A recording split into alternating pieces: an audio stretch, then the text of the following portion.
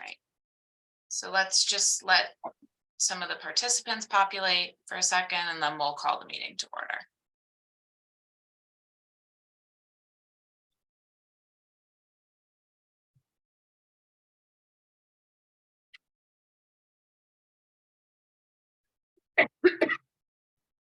All right, I think we're good, Brian. All right, so now I have to pull up the agenda. Actually, I guess I don't. So it's 6:37. We're gonna call them February Jersey City Historic Preservation Commission meeting to order. Okay. Please be advised that in accordance with the Open Public Meetings Act, the notice of this time, date, and place of this regularly scheduled meeting of the Jersey City HPC has been sent to the Jersey Journal, the Jersey City Reporter, and El Especialito on Friday, February 3rd, 2023. Same notice has been provided to the city clerk for posting outside on the bulletin board outside the clerk's office in City Hall and on the city website. I have proof of this notice here in evidence. Bridget, if we could mark this as B1. And this will be B1 in evidence for tonight's meeting. Thank you. All right, we'll do a roll call attendance. Commissioner Gucciardo, Here. Commissioner Lewis, Here. Commissioner Sakong, Here. Commissioner Gordon, Present. Commissioner Gunther, Here. Commissioner Garriga, Here. Commissioner Cronin, Here. Commissioner Amatuzzo is absent, Commissioner Stango is absent, Vice Chairman Sankamp, Here. and Chairman Blazak. Here. Okay, there are 9 members of the commission in attendance tonight. 5 affirmative votes are needed for a certificate of appropriateness. Okay, moving down the agenda. Next item is approval of minutes. We have 2 sets of minutes on the meeting tonight. The first is from the December meeting. Does anyone have any changes, corrections, anything like that to the minutes? Okay, hearing none, staff recommends a motion to approve the December minutes. Motion Make a Sankamp. motion to approve. Okay, I have, and then second. I'll second. Okay. We will roll call for that. Commissioner Garriga, Abstain. okay. Commissioner Gucciardo, Aye. Commissioner Gordon, This was the December meeting? yes. Abstain. Okay. Commissioner Cronin, Aye. Commissioner Lewis, Aye.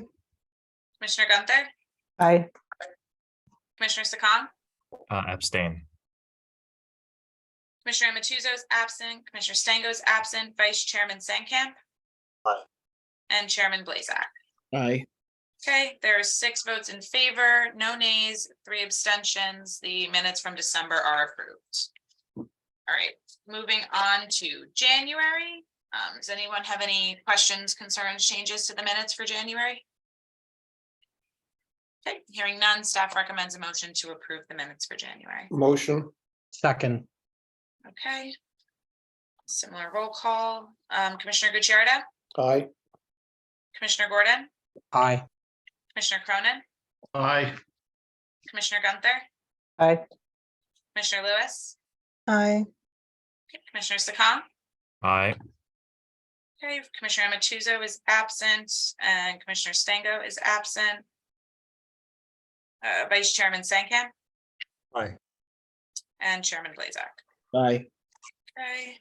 There are 9 votes in favor, minutes pass. All right, moving on. Correspondence, all copies of correspondence and application materials are linked on tonight's agenda through the highlighted link with the case number. HBC staff has no announcements, so we can move to open public comment. If there are any members of the public in attendance tonight who would like to speak regarding matters not on tonight's agenda, so these are things that are not listed on tonight's agenda, you can use the raise hand function at the bottom of the screen to address the commission. If you're on the phone, you can press *9. And again, these are for items not on tonight's agenda. Okay, staff sees no hands raised and recommends a motion to open and close public comment. Motion. Sankamp. Okay. All right, so we have Commissioner Sankamp making a motion, Commissioner Gucciardo seconding it. All in favor? Aye. Aye. Okay, and that brings us right into old business. All right, this is item 8A, case H22-429. This is Enkela Malalari, AIA, on behalf of Sean Vakil and Fernanda Zapata, owners. This is 218 Fifth Street, block 11304, lot 14, for a certificate of appropriateness for the rehabilitation and alteration of an altered circuit 1865 wood frame 3-bay Greek Revival vernacular variant townhouse in the Harsimus Cove Historic District, with the construction of a new rear addition and new full-depth rooftop addition over the existing 2.5-story building to accommodate the conversion of the present one-family to a 2-family residence. The front facade stone face and damaged brick will be removed and either repaired or replaced with a new brick facade with cast brownstone water table, lintels and sills, a new cornice, and a new masonry bluestone stoop will be constructed. New ironwork and new wood siding at the western and northern facades are proposed. This is carried from the January 8th, 2023 regular HPC meeting. Okay, and Kella, I did promote, you should be able to unmute yourself and turn on your camera. Who else Maggie. from your team should I be promoting? All right, Don You Pepe. should, yep, Don Pepe. Okay, anyone else? You can use the raise hand function. You should have Jorge de Armas, Sean Okay, Vakil, and Fernanda Vakil. okay. Maggie, this is Stephen. I don't recall hearing this in January, so it's a chance I was not at that meeting. We did And- not hear it in January. Oh, we It did was not hear scheduled. it. Yep, Okay, it was scheduled, but it did not get that far. got it. Thank you. All right, so prior to any testimony, Don, if it's okay with you, we'll swear Ankela in. Sean, if you'll be providing testimony, we can swear you in as well. Thank you. That's fine, Maggie. Thank you. Okay, Okay, and Sean and who's the other one?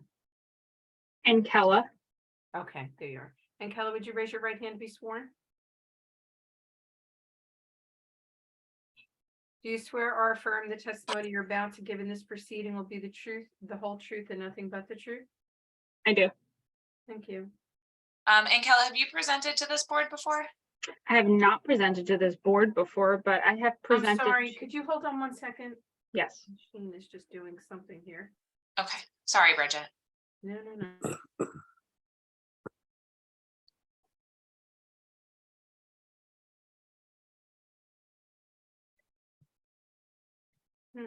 Okay, sorry about that. Go ahead. Thank you. Okay, Yeah, no worries. I can give you my credentials. I have not presented in front of this board directly. I have worked with the HBC team before. I am a registered architect in the state of New Jersey. My license is Could current. you slow down, please? Oh, yeah, sorry. I am a licensed professional architect in the state of New Jersey. I have, my license is current.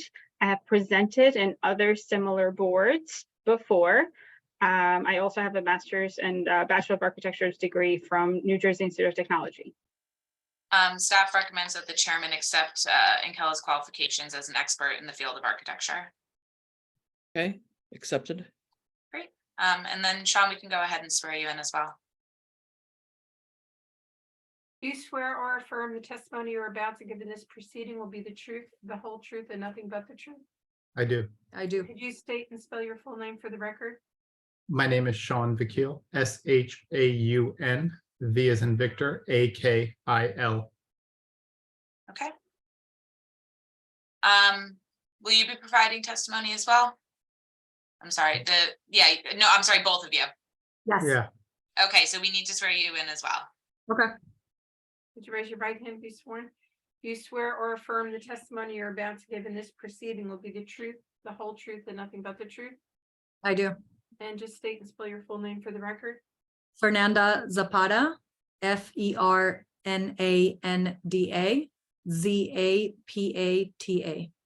Thank you. Okay. Should be good to go, guys. Don, you're welcome to start whenever. And Kelly, you should be able to share your screen. So good evening, Commissioners, Chairman. My name is Don Pepe with the law firm of Scarinci Hollenbeck on behalf of the applicant and the owners. Mr. Chairman, I thank you for the introduction. You kind of took all of the steam out of what I would have to say, and it was very thorough. I appreciate it. In the interest of saving as much time as possible, I know you have a full agenda. I think we should go right to Ankela to take us through what's proposed here, if that's acceptable. Okay, great. I'm going to take over and I'm going to share screen. Maggie, let's try again, host disabled. Tanya, can you go in? I'm not seeing the option to let her share a screen. Can you look on your end? I know you're muted and camera's off, but if not, I can download the plans and share them on mine as well. Oh, no. No, it's okay. We got it. It says host disabled participant sharing screen. Okay, hold on. One more time. Okay. You should be good to go now. Yes, I am. Okay. Can everyone see what I'm sharing? Just to confirm. Yes. We had not. Yes. So, okay, wonderful. Thank you. So as the chairman presented today, we are in front of this board today as our client is looking to do a one-story addition on their existing 2.5-story structure, a rear addition, and exterior improvements. I want to walk you through step-by-steps through the drawings that we have at hand, just to show you a little bit of the existing conditions, the existing survey. This is a pretty small house. The lot is only 21 feet wide. It's 100 foot deep, but the actual structure itself, it's only about 37 feet long, which makes it for about plus or minus 800 square feet of a house. What we're proposing to the commission board today is to add an additional story over the existing footprint, as well as making a plus or minus 15 foot addition to the back of the house with a little bit of a steps going to their backyard. And I'll walk you through what that looks like in the plans. We are proposing front additions to the house, as well as improvements to the existing building, which has been modified significantly from its survey that was done in 1937, as you can see in this picture, which has the front stoop with masonry walls, a wood front entry, 3 bay windows with a stone sill header, and some kind of cornice detail it's a little bit hard to tell from the picture, but the idea of what we're proposing today is to add a story above this structure. There is a chimney here that you see in this picture. There's also another house that you see in this picture, but none of that is existing in the current conditions of the house. And I just want to note that all the conditions that we are proposing in front of this board today, we are not triggering any variances in accordance to the zoning laws of Jersey City. I want to show you some pictures of what the house looks like now. There is significant modifications to the house compared to what it was before. There is the addition of this stamped concrete permastone on top. The sills look like they have been modified. The front door has been modified. The front stoop. It also has the addition of a driveway. You're able to fit 1 car in this current conditions. And as I mentioned before, there used to be another structure to the left of this house, which had been demolished at some point and is no longer there. And that property has actually been given to Jersey City Housing, which they use as their driveway to move in and out. And to the right of this photo, this is what the block looks like further down. So you'll see there's a significant elevation change, and there's an additional story that the other structures have as you go further down all the way to the intersection, which is down here where my mouse is. I also wanted to present a couple of existing conditions when it comes to all the modifications that have been done to the house. compared to the 1937 photo, the additions of railings or this stone flooring, as well as all these, the canopy to the front door, to the door, sorry, that goes to the basement. So all these modifications are significantly not in line with the historic photo of the building that was taken in 1937 and the assessment of that year. I'm going to move on to the next page. I'm sorry, I got a little bit of feedback. We should be good now. Thank you. I want to move on to the next page, and I'm going to walk you through the plans to show you photos of the house as it sits in the current condition. So as I mentioned before, we are making modifications to the front of the house, and we thought it was appropriate, given the existing conditions as well as what we proposed for the property, that we needed to bring this house to the current standards, as well as be sensitive to the historic fabric of the neighborhood. With that in mind, we are keeping the existing sidewalk, but we are considering in this proposal to bring down the masonry walls of the stairs and propose more of a railing. We're going to rebuild the stairs in place, rework the stairs down to the basement, proposing a new door, removing that great looking metal awning over the basement door, as well as reworking the front driveway area. So with that in mind, I want to start you all on the first floor, and I think it would be best while I have your attention on that.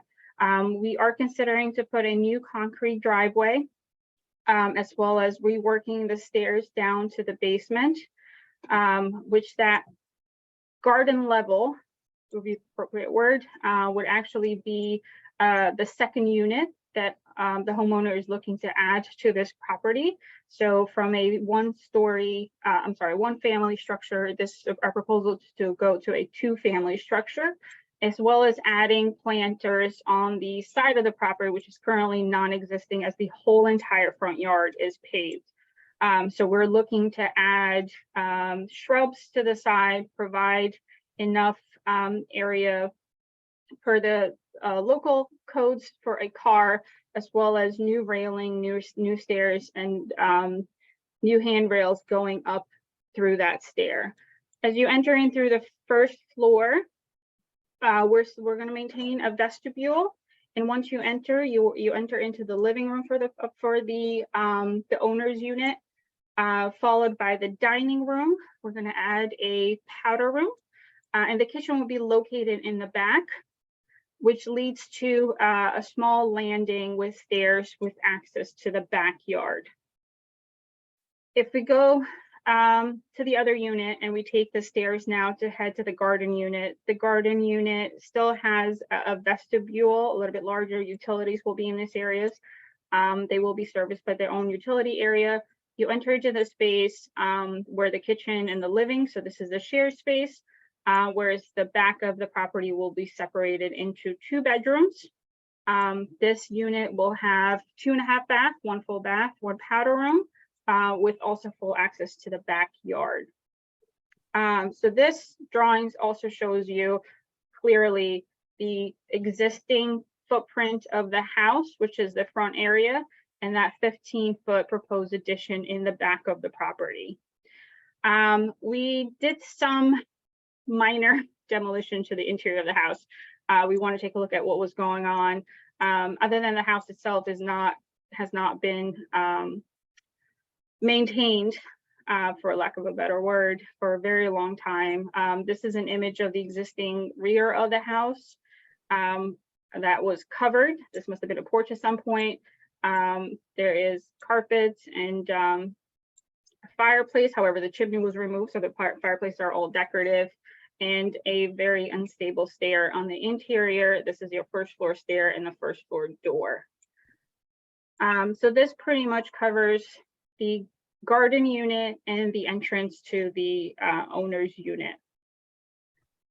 Let me take you through to the next level. And I think on this level, I really want, so this is the second floor. I wanted to show you guys how small this property really is. So if you bear with me, these dashed lines that you see on this plan is actually how the existing second floor is laid out. It's only 2 bedrooms. The existing house is only 2 bedrooms on the first floor, and actually their kitchen is located in the garden level when it was used as a single family. And that is not going to work out for this homeowner, especially with the current conditions and COVID and the need for space and working from home. And this is a young couple that's looking to grow their family. So what we're proposing on the second floor is actually 2 bedrooms with an office in the center, as well as a laundry area in the middle, and a bath that could be shared from the main hallway, as well as a master in the back. The proposed additional level, which is a 3rd level, would add 2 additional bedrooms that are very necessary for this homeowner, as well as another gym or play area for the future kids to use, which is not possible or available to provide in the current layout of this property. Again, these layouts that we're showing you include that 15-foot addition from ground floor all the way up to this 3rd story. And we have provided some images of what this level looks like. We did experience some unevenness on the floor, so there's definitely some structural considerations that need to be taken when we are moving or if we're moving forward with this proposal. My next step is to take you through the elevations. This is the front elevation of the property. Again, our intention is to remove this permastone. We would remove all the windows. The idea is to remove the door and relocate the electric meter weatherhead that's smack middle in the property, and propose this structure here in this drawing. And when we remove all of this existing additions and modifications that have been made to this house, my client's intention is to restore as much of the fabric of the property as possible. Unfortunately, we won't know more in detail of that until we actually remove that permastone and we do further demolition of that front facade. So the proposal here is, this is that garden unit with a new steps and railing in the front facade. We would like to propose a new front door that's more in line with the historic fabric of this particular property that we have from the 1937 photos. Also proposing relocating the weatherhead to the side of the property, a new front light fixture, new wood windows going throughout the entire facade, but still keeping that rhythm of 3 windows that the house currently has. And we also included a colored rendering of that proposed front house for your consideration. On the back of the house, the garden and the first floor, this is that portion where I showed you that picture of that covered area. This must have been a patio at some point that was covered. And then that second floor, which only had the 2 bedrooms, is up here. In our proposal, where we square out the building in the back in that addition, the homeowners are looking for more daylight. It's necessary to have more daylight for this property. So we're looking to propose as much glazing as possible, but at the same time, we are consistent and considerate and want to propose wood siding that's conforming with what was existing in the property as much as possible to be able to wrap around in the back, but also on the west facade. The west facade is visible from the right of way. And I know I'm on the last page, but I'm going to take you back to the front for one moment, because as I mentioned that this is a driveway, so the west facade is visible from the right of way. So if you're standing where my mouse is, you'd basically see the side of this property. So with that intention in mind, our goal is to provide a wood siding, a painted wood siding for the entire west facade as well as the back, and keep that continuity thrown through. As well as all the new railings that I mentioned before for the stairwell, as well as going down to the garden level. We want to propose a new door, and we designed this door in mind with the historic fabric of this property based on the data that was provided from the photograph. And we designed this railing, again, keeping in mind with the fabric of the neighborhood and the property to be consistent with the neighborhood. We are proposing a new cornice. Now be mindful that the cornice in the current photograph, it's hard to tell really what that detail is exactly. And additionally, that cornice was either removed or covered, but my professional opinion was that it was removed since this cover was flush going all the way up. So our intention in this proposal is really to provide a new cornice and a new architectural detail where we propose a soldier course just right under the cornice. We pulled it back from the facade, something that's more appropriate for a building at this location and of this size. So that concludes my testimony with respect to the architectural drawings.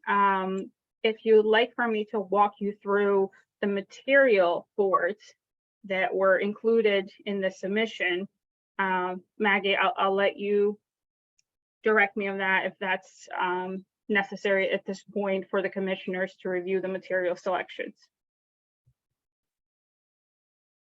Are there any, maybe before that, are there any questions at this point? Maybe if there's no questions, you can walk us through the proposed materials. Yeah, and Kelly, just two things before we go on to that. Apologies, Don Pepe. You know, you had said we're uncertain as to what's behind the current facade, but we have done some exploration. We are fairly confident that the original brick facade is under there. There is definitely a brick facade under there in the front. There is no doubt. Okay, and then just with respect, you very aptly pointed out that the rear addition will be visible from the right of way. If the property to the left of us were in its condition as it was when the historic photo was taken, that would not be the case, correct? That's correct. Thank you.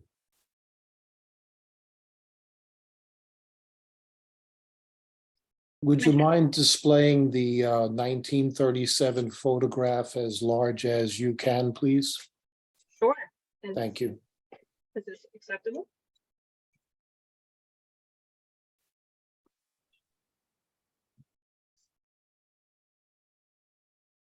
Commissioner, is that acceptable? Yes, that's great. Thank you.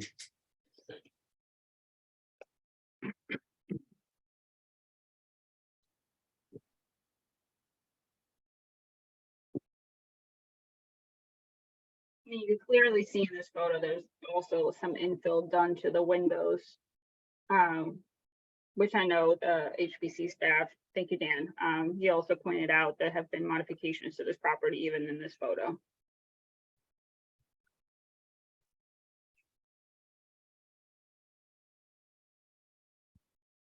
If the applicant has additional materials to present, including material boards, finishes and colors, I'd like to request that you simply take us through the rest of the materials before, so that we can comment more comprehensively.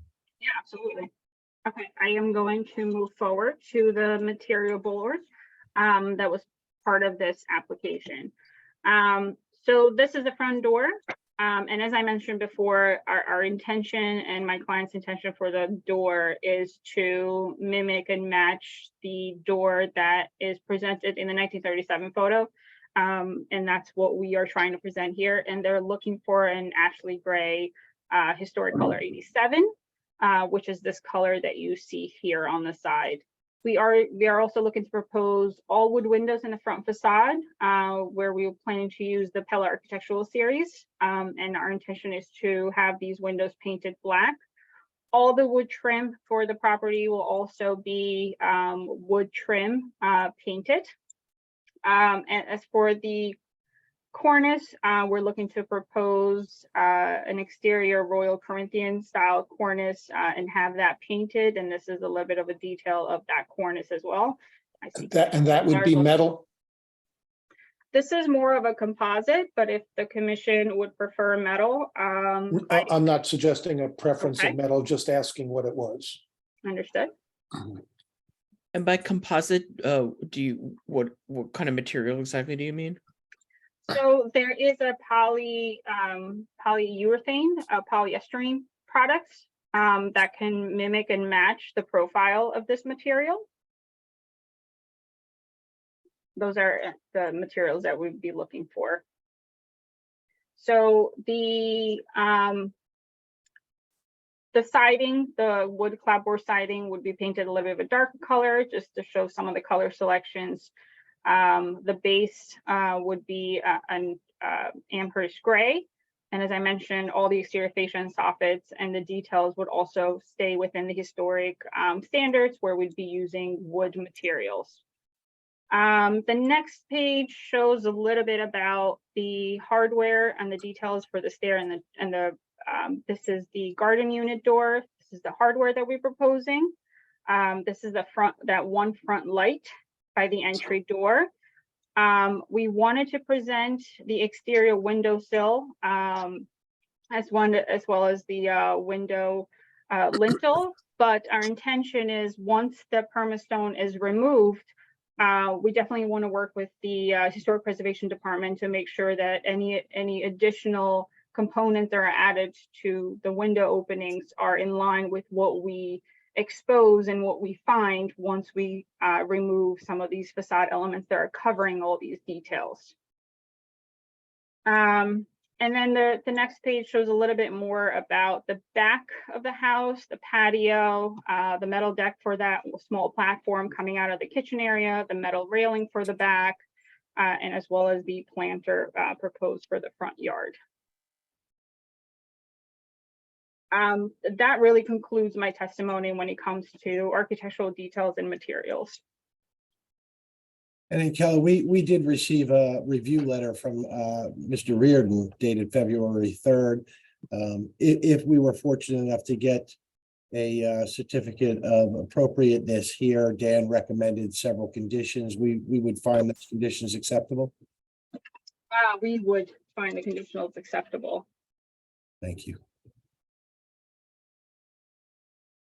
Okay, if any commissioners have any questions regarding the testimony, feel free to ask.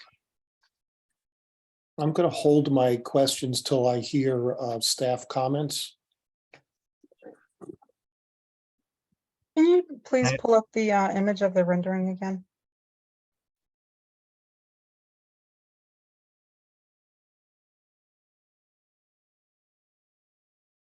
Thank you. Of course. I do have one question that I'd ask now. This is Commissioner Gucciardo. What is the justification for adding an additional floor at the front facade of the historic structure? Commissioner, as I mentioned in the beginning of my testimony, this is a very, very small building. It's only 21 feet wide by 37 feet long. Okay, I could just tell you, please, if you don't mind, 21 by 37 by downtown Jersey City historic building standards is not a small building. It's almost 800 square feet per floor. Mhm. And that gives you approximately a 2,300 square foot home as it stands at the moment. I understand that, Commissioner. So I don't consider it a small house as a justification for adding a story and changing the, basically, significantly changing the facade of the building. Understood. But I also would like to make a recommendation that although this building might not be small by Jersey City standards, please understand that this is a young family that's looking to grow, and it is their need to also have this additional unit on the garden level. And we feel that the addition of this third level is not hindering the historic fabric of the block that this is located at, especially since the building next to it was demolished. Which, to our knowledge, we don't really have any data or proof or any notes on how that was considered to even be demolished, other than given to the Jersey City Housing Authority. Okay, thank you. So Commissioner, had we not been in a situation where there was no way to avoid having a rear addition visible from the right of way, we could have come before you with a stepped back third floor that would not be visible. And we would have had a clean application, but we would not have proposed the facade renovations that we're proposing now at that time because of the extensive cost involved in this work. So, you know, that's really what the thrust of it is here. We went the extra yard, the owners went the extra yard to propose the full, to the greatest extent possible, historic renovation of the facade, knowing that we could not comply with the requirement that no additions be visible from the right of way. Had the alternative been possible that we could have done a step back third floor addition, we would have done so, I believe, without doing the front facade work, and we would have had a conforming application. If I'm I, so sorry, Dan, but May I think, yes, please. I think you're gonna say what I'm please? gonna say, so go ahead. or you could address that as well, but, and Keller, you're more than welcome to address it. If I have anything to add, I'd be more than happy to. I think what I wanted to note here is because we don't have the building on the west side of this structure, I want to be mindful to the commission that we would be in front of this board regardless, even if we did the step back addition, because the way the ordinance is written is visible from a right of way, right? It's not in the front of the building, it's just visible from any right of way. So we would be visible from any right of way since we are exposed from the property that was taken by the Jersey City Housing Authority. I want to probe this a little bit further,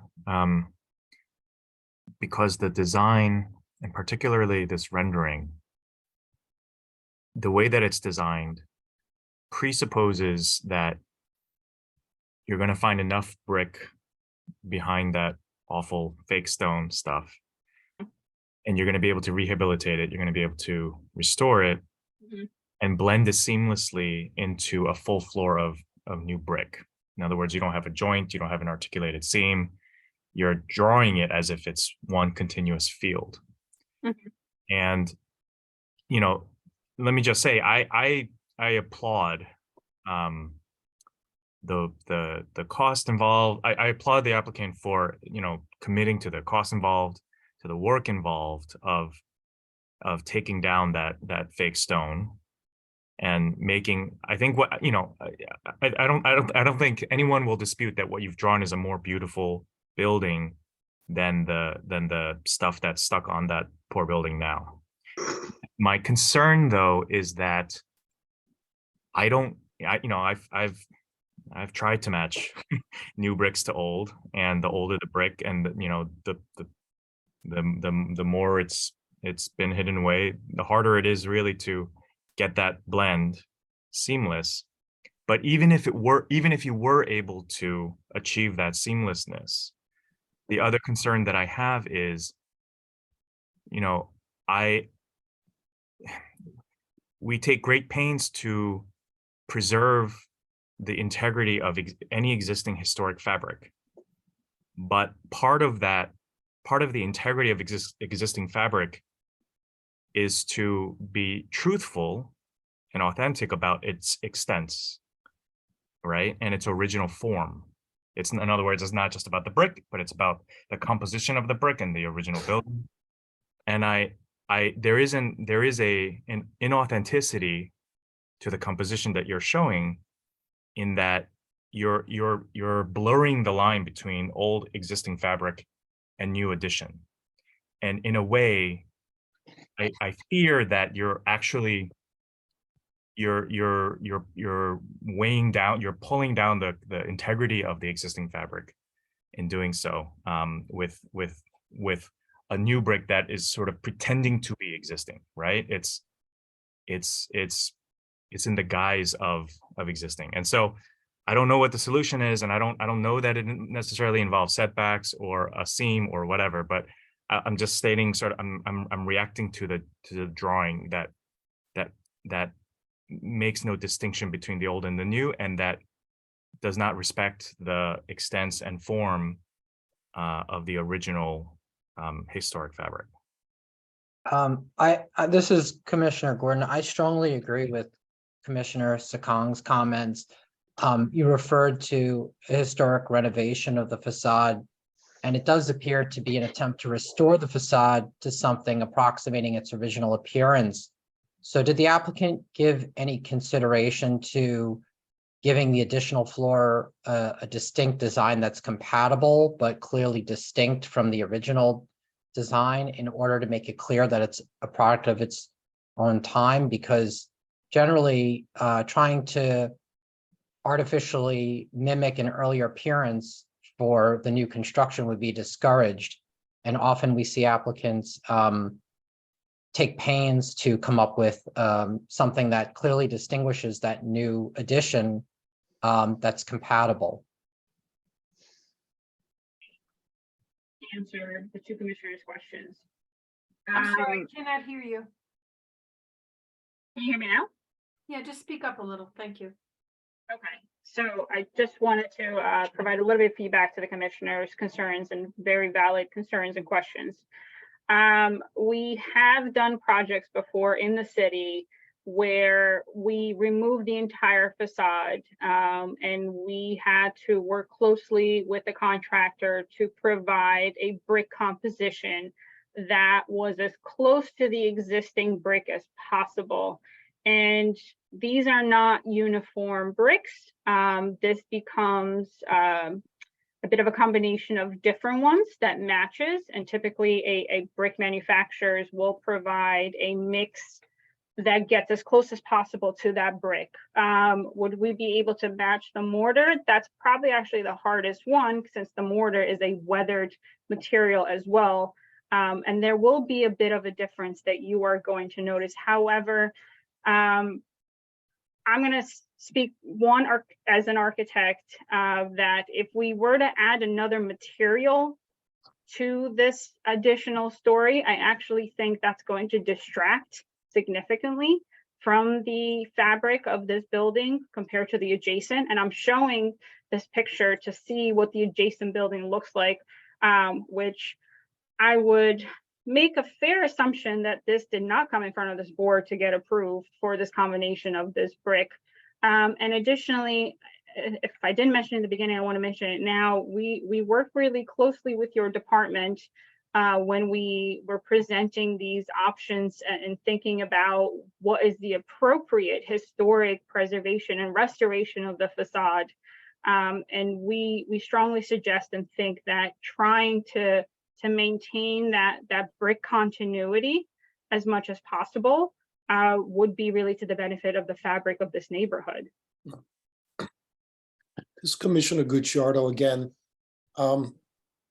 I believe I've been on this commission for over 20 years, and unless someone could tell me when, I don't recall ever having this commission approve an additional floor at the facade of a historic structure. So I have no way to consider this as appropriate.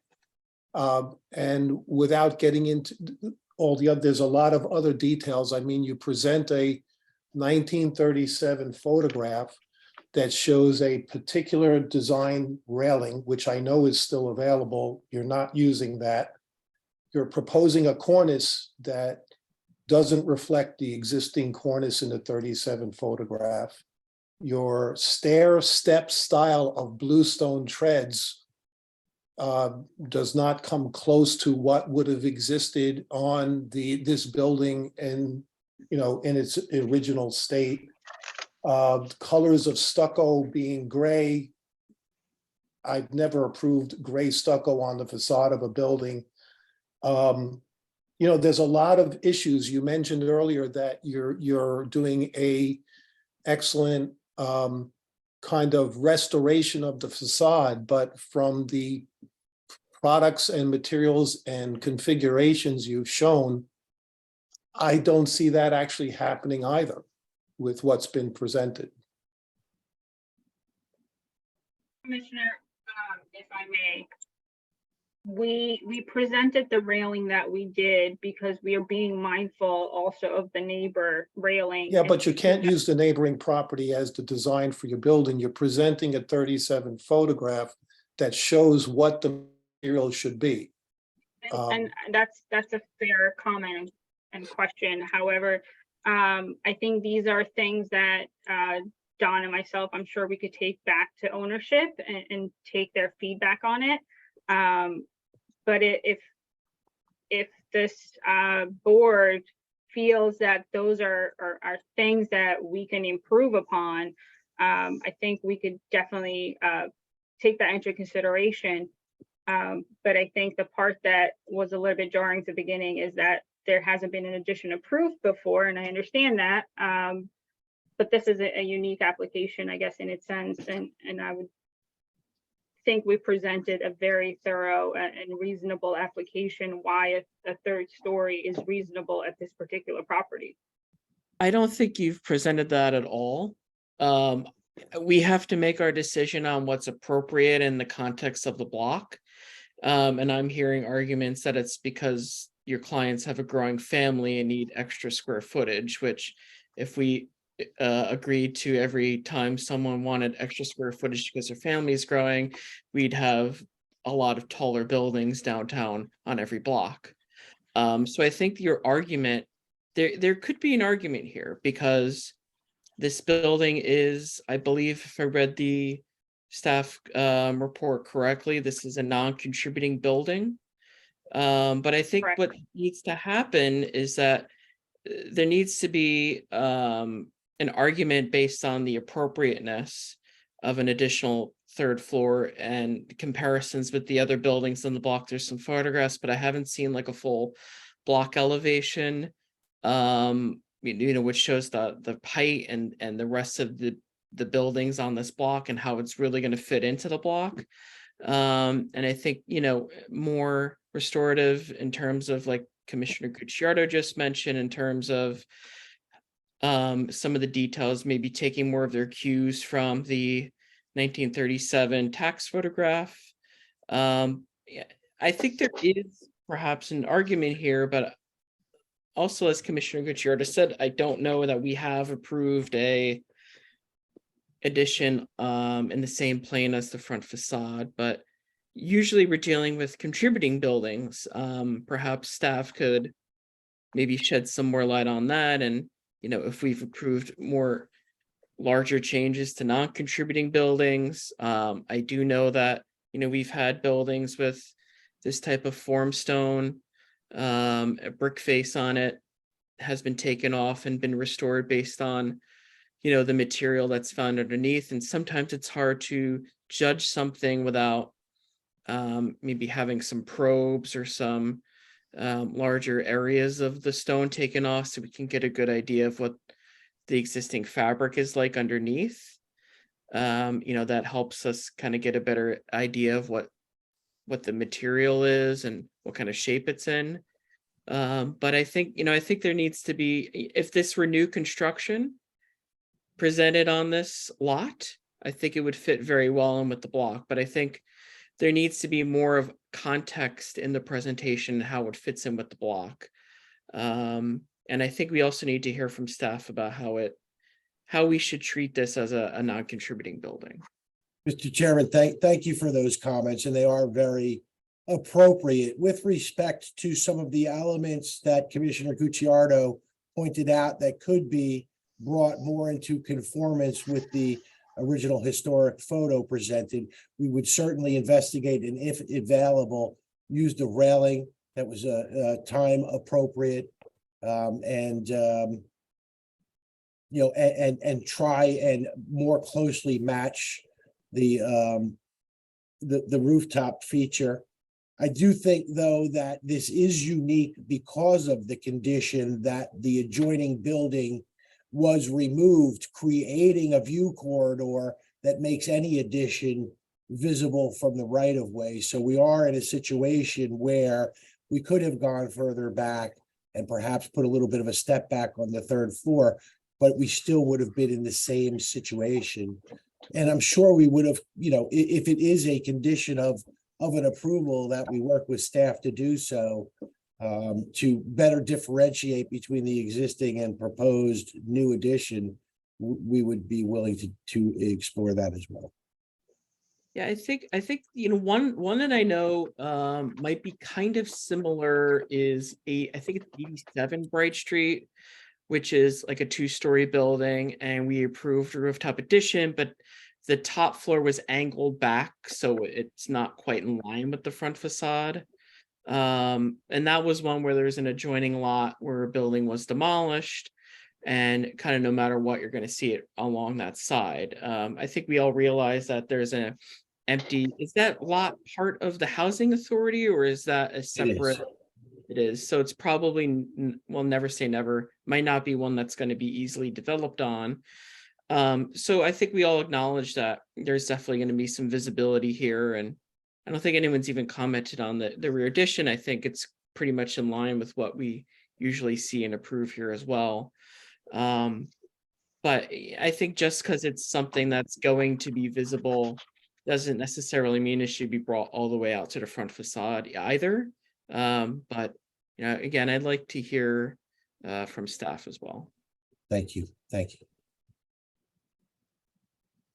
Chime in as well.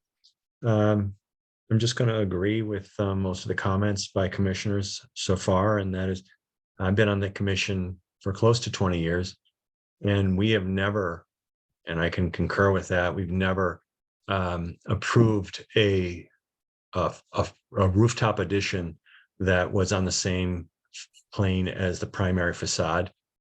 We give leeway for a side view corridor, but on the primary facade, we've always asked the applicants to step back so that addition, that rooftop addition, was not visible from the public right of way at 6 feet across the street. And that 87 Bright Street is two doors away from me, and I can look out my window right now and I can see the side of that building. And we allow that, and we generally ask that the applicant doesn't try to blend the two. It tries to show the original envelope and allow the new envelope to be contrasting or have some kind of delineating factor to show that it's an addition. And so someone viewing from the public right of way can see what the original structure was. And if you were to step that top floor back, I wouldn't have issue with the rear yard addition or the oversize of this building. I would be okay with it. I just needed that primary facade to be stepped back. I have some questions and comments. The first is sort of, I may have missed it, but the explanation for why the proposal is to convert it to a 2-family. Can anybody remind me why the proposal includes conversion to a 2-family? I can ask the owners who have been elevated to part of the panel. I was trying to avoid putting them on, but I understand it's purely a cost issue. Okay, thank you. That's probably what I needed to hear. I have other question about not the building itself, but there's sort of the front areaway, the front yard as part of the proposal. Maybe we can bring that drawing up. But at the outset, it was stated that there are no variances being applied for, that everything is conforms. I just wanted to double check, since this is part of the proposal, that we can confirm that the sort of lot coverage with the sort of paved areaway and addition, and then whatever landscaping may be going on in the back, does in fact conform. It does. We did the calculation for both Okay. building and impervious coverage. Okay, great. And then also, do we have confirmation that what's the legal status of the curb cut? And is that something we need to take into consideration as we're talking about pavement? It's existing. It's part of their service, so that was already adopted. It may be existing, but is it legal? To my understanding, yes, it is legal. Okay. And then I think, just generally, I agree with a lot of the statements that the other commissioners have made about the sort of additional story. I'm also noticing that the proposed depth of the rear addition doesn't necessarily seem to align on the block plan with the other buildings, despite the sort of argument that because all of the other buildings have 4 floors, that perhaps it's appropriate for this building to have another floor. And generally, I think that I do agree with the comments that the cornice maybe should not be composite. Maybe constructing it in wood may be more suitable. And the tax photo provides a pretty good guide for a fairly straightforward cornice, that I don't think it needs to be much more elaborate than that example. And Commissioner, we would absolutely accept that as a condition of an approval if appropriate. Okay.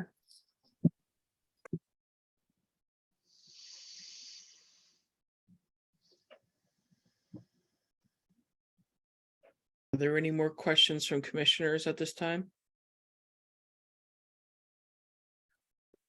Should we open it up to public comment first and then go to staff? I think that makes sense. Okay. All right. If there are any members of the public in attendance tonight who would like to speak regarding this application, please use the raise hand function at the bottom of the screen. If you're on the phone, you can press *9 to raise your hand. Staff sees no hands raised and recommends a motion to open and close public comment. Motion. Second. Second. All in favor? Aye. Aye. All right. Dan, you're all up for staff comments. Thank you. This is a slightly complicated project, as you can tell. Again, in my over 20 years of experience with the commission as staff, and several years before that as member of the public, I do not remember a addition coming to the front facade and meeting the same plane as the original building. However, again, this is a non-contributing building. When looking at this, there are perhaps a few different scenarios to keep in mind. The first scenario, I think, or the first step to solving many of the commission's questions would be to do investigatory demolition at this point. Remove the form stone. See what paint ghosts we have underneath. We might have brick that is in very good condition. We may have brick that is in very bad condition. I think that will inform the commission and staff quite a bit. My strongest recommendation at this point is to do the investigatory demolition. I did some investigatory demolition of my own volition with the owner's acquiescence. I kicked the building and pulled off a couple of large sections of the formstone. It does not seem to be well adhered. While there are some issues with the brick, if we look at the 1938 tax photograph, you will see that it appears there is a stucco base, a brownstone stucco base. There were some issues with the brick at the basement floor. They were brownstone over. I do not know what the issues could potentially be on the floors above that. So before we discuss restoration of existing fabric, I think that we have to do a little bit more research.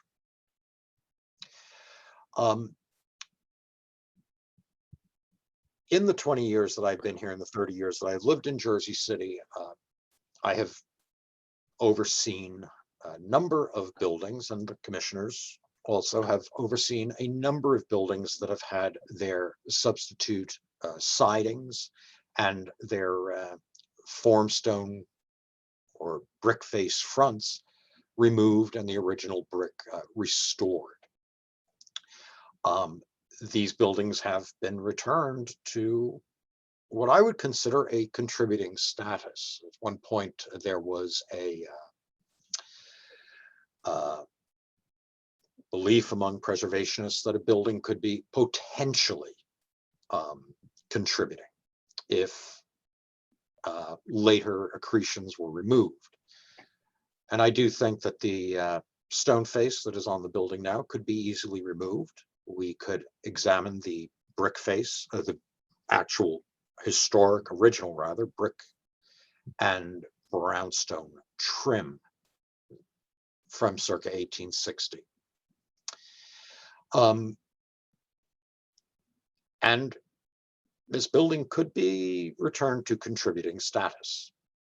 I think many members of the public would be hard pressed to walk through Jersey City and to be able to tell which buildings were once covered in formstone or inappropriate paint colors or covered with inappropriate accretions. I'm proud to say we've done some pretty good work in restoration here and very careful work. Dan, is there any way to know, or is there any way to get a list, or is there a list of buildings that were considered non-contributing, both in the Harsmas Cove Historic District and maybe adjacent ones? Is that readily available somewhere? No, that is not readily available. It would take some time for me to walk down memory lane and walk up and down the streets and to be able to say, we removed it from this one, we removed that from this. Yeah, is it, but the non-contributing status is in the Harsmas Cove designation report, correct? That it is, yes. Right. Maybe even just getting a list in that district and seeing which other Well, ones. I could tell you right offhand, the funeral home on the corner of, on the southwest corner of 4th and Jersey was covered in a white brick face with a,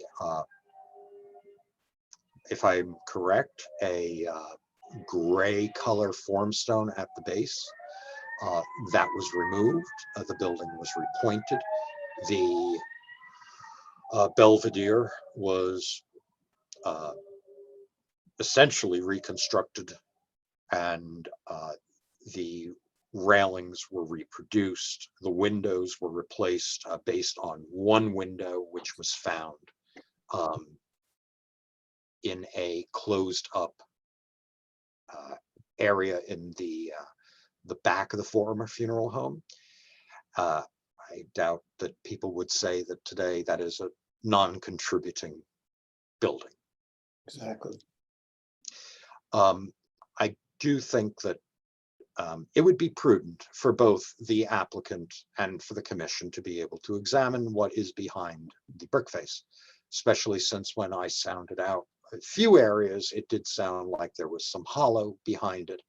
I don't know if that's just the formstone not having adhered properly, or if it is indicative of some further problem with the brick that might have to be taken care of. As to the visibility of additions, staff fully acknowledges that we are going to see an addition obliquely from the side. There is no building there, and we are not going to be able to hide it. And generally on secondary facades, the commission takes into account the possibility of visibility, but how does it affect the front facade? Assuming that the front facade can and should be restored. Staff has no problems with seeing a rear yard addition obliquely. Staff does consider it problematic to see an addition that rises above the level of the roof line. Now, as I understood it, this is in my report. These are from my notes that I took during my site visit, that building a rooftop addition that is not visible when you are standing directly across the street is not practical for the homeowners. It will not give them enough room for their intended program for the building, which is one reason to argue for moving the addition to the front.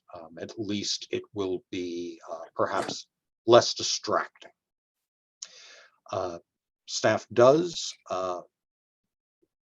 did recommend that we have an addition at the rooftop that is not visible, at least when standing directly across the street, because this way we can understand that there are different heights in the historic district, and that while there were monumental rows that were the same size, depth, width, there were also one-off houses that were much smaller. That kind of helps to tell a little bit more of the history of the district. Not everybody had the same money. Not everything was developed at the same time. The idea of a full planar addition was born of two possibilities, or a couple of different thoughts. One was that the brick may not be salvageable at the front. If the brick is not salvageable, and this is not to encourage a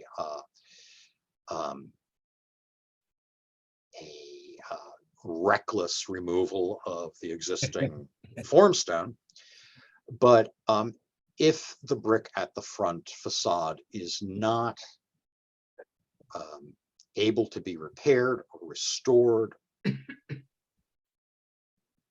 and the building is currently not contributing, could this be treated almost as if it was new construction, doing homage to the building that was there, and taking design cues from the rest of the block?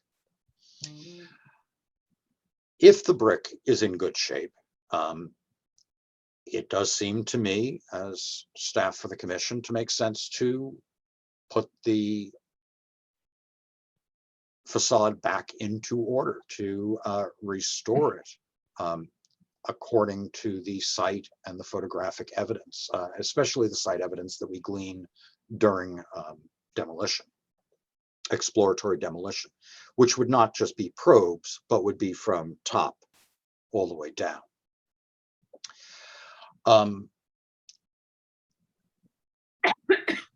Regarding setbacks, I think I've already addressed a setback of a straight wall. It could interrupt and really call attention to itself, interrupt the building and call attention to itself. But Commissioner Sandkamp's and Commissioner Chairman Blazak's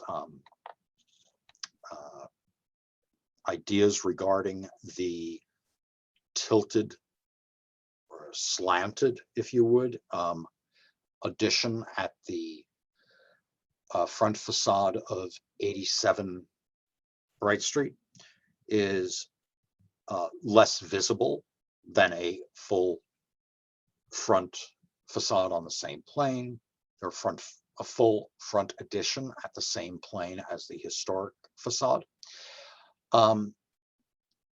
It's also readily distinguishable as new construction. And depending on the angle, it can be much less visible than a box form addition that is put on top of the building. That is something that I could recommend the applicant take a look at. It might be able to appropriately mitigate the intrusion of a third floor by calling to attention the fact that it is new fabric, while also making it not so obvious. Quite often slanted additions tend to not be noticed quite as readily as a brick or a metal or a glass planar addition. If the bricks are to be restored, cleaned, and repointed, and these are the original bricks, I think that we are going to have a rather clear delineation between new and old construction, just because of the qualities of the brick. The original brick will be probably more flat. There will probably be some pollution. There will probably be thinner joints. The new brick might be shinier, might be a different tone, will be probably a different size, and maybe a slightly different mortar joint width. It may be a very, very subtle difference that people won't notice immediately, but I don't know if the differences, and this is a philosophical matter, but I don't know if the differences necessarily have to be immediately apparent to the passerby. Perhaps if you stop and you take a look at the building, say, oh, something did happen here. This is newer than that. We have many buildings throughout the historic districts that were 2 stories, and within their period of significance were given a new story. Sometimes the brick pattern changed slightly, or the bricks changed slightly, but we are able to tell that this is a newer construction. There are ways to subtly call that out. The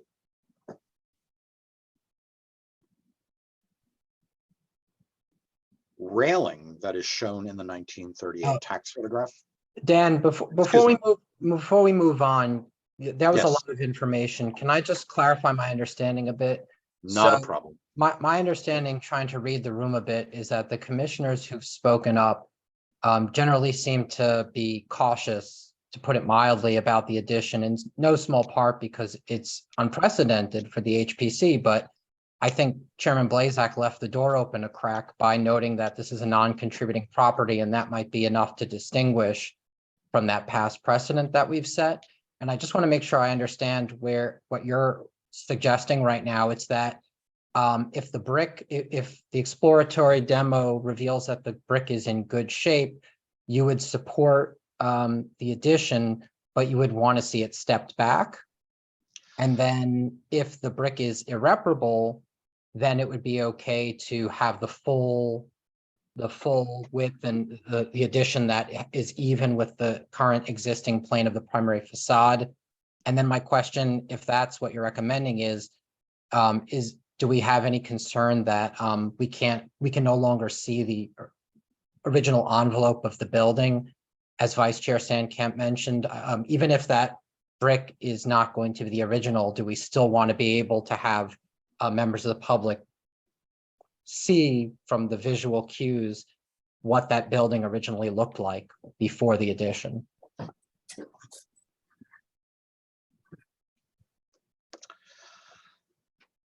I think at this point, it's important to verify the condition of the brick underneath the formstone. I say in my report that I don't necessarily agree with the determination that the building is non-contributing because it does still have certain integrity. It has integrity of location, it has some integrity of design.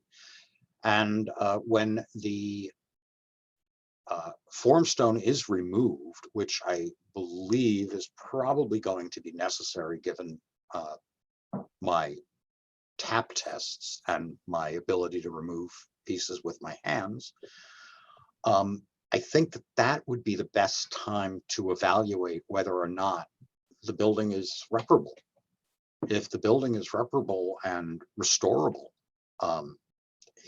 it in my mind would be contributing. We would have integrity of workmanship and we would have integrity of materials.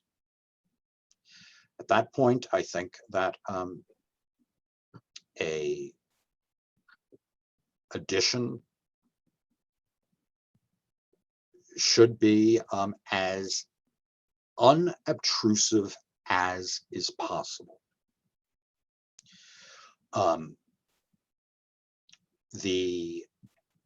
I think that the appropriate, if you're asking me what would be most appropriate, given past precedent, would be to acknowledge that the building is 2.5 stories, that it was a Greek revival, it had a modest cornice, and it was smaller than other buildings on the block. If an addition is required, to have an addition that is not visible from the public right of way. Okay. Restoring the front facade has been something that this commission has done consistently, or asking that the front facade be restored, something this commission has done consistently throughout the 20 years that I have been here. Then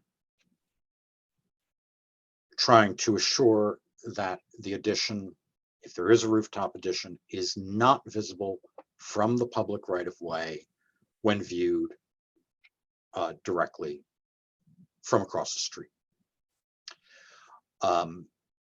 There may be ways that an addition can be finessed where it is less noticeable.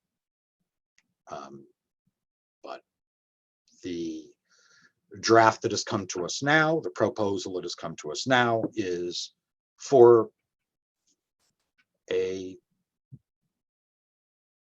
3rd floor addition, or actually 3rd or 4th, depending on how you're counting floors, addition that is fully visible and moves up to the front.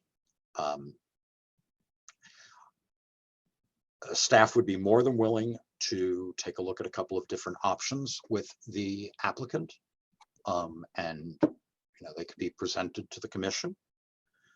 I think that in order to satisfy the intended program for the house, the owners are going to request a visible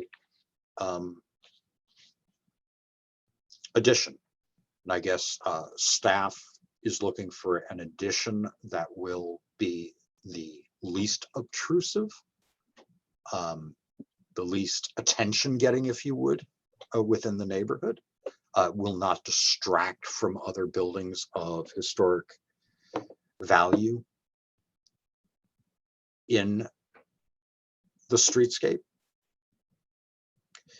And there may be some ways that that could be done, that the commission would feel more comfortable with. But I do think that exploratory demo is, it should be the first thing that we do to further guide the commission's deliberations. Staff did not mention the rear yard addition. Staff does not have any real issues with the rear yard addition, the length of it. you know, we do maintain the 30-foot rear yard, and down the street, there are a couple of larger additions. This addition will also not be as tall as some of the additions closer to the east side. So staff feels comfortable with the mass of the rear addition, which is going to be 15 feet. Okay, thanks, Dan. Dan, Mr. Chairman, Commissioners, I understand you have a very full agenda, and I'm very, very grateful for all the time and the suggestions that you shared with us. I think it's in my client's best interest to go forward and put this table this application for the time being, do the investigation, try and bring some more of the original detail from the 1938 photo back into the program, and make a considered decision as to the addition. Once we Yes, know what the condition of the brick is, if that's acceptable. And staff would be more than happy to work with the applicants based on the commission's questions tonight. But I would like to put on the record, if I may, because I did overlook one rather important element of the proposal, and I'm highly embarrassed because I overlooked it. The electrical service is coming in at the west side of the building, and both meters are visible. And I have an absolute abhorrence of gas and electrical meters on the front facades of historic buildings. And I would ask that that be re-examined and put into the building. If I may add, Dan, I'm sorry, I before you missed that table. one. Yes, If I may add before you table that if during the tabled period, if the applicant is going to do more exploratory demolition, that has been done, that is be done in the most gentlest means possible, as to not encourage further damage to the bricks that are probably existing. I believe the architect also said that she thought they were existing and possibly intact underneath. So anything that could be done to monitor the removal would be appreciated. well, staff will issue a certificate of no effect for exploratory demolition of the entire, of all intrusive materials at the front facade and even the side facade.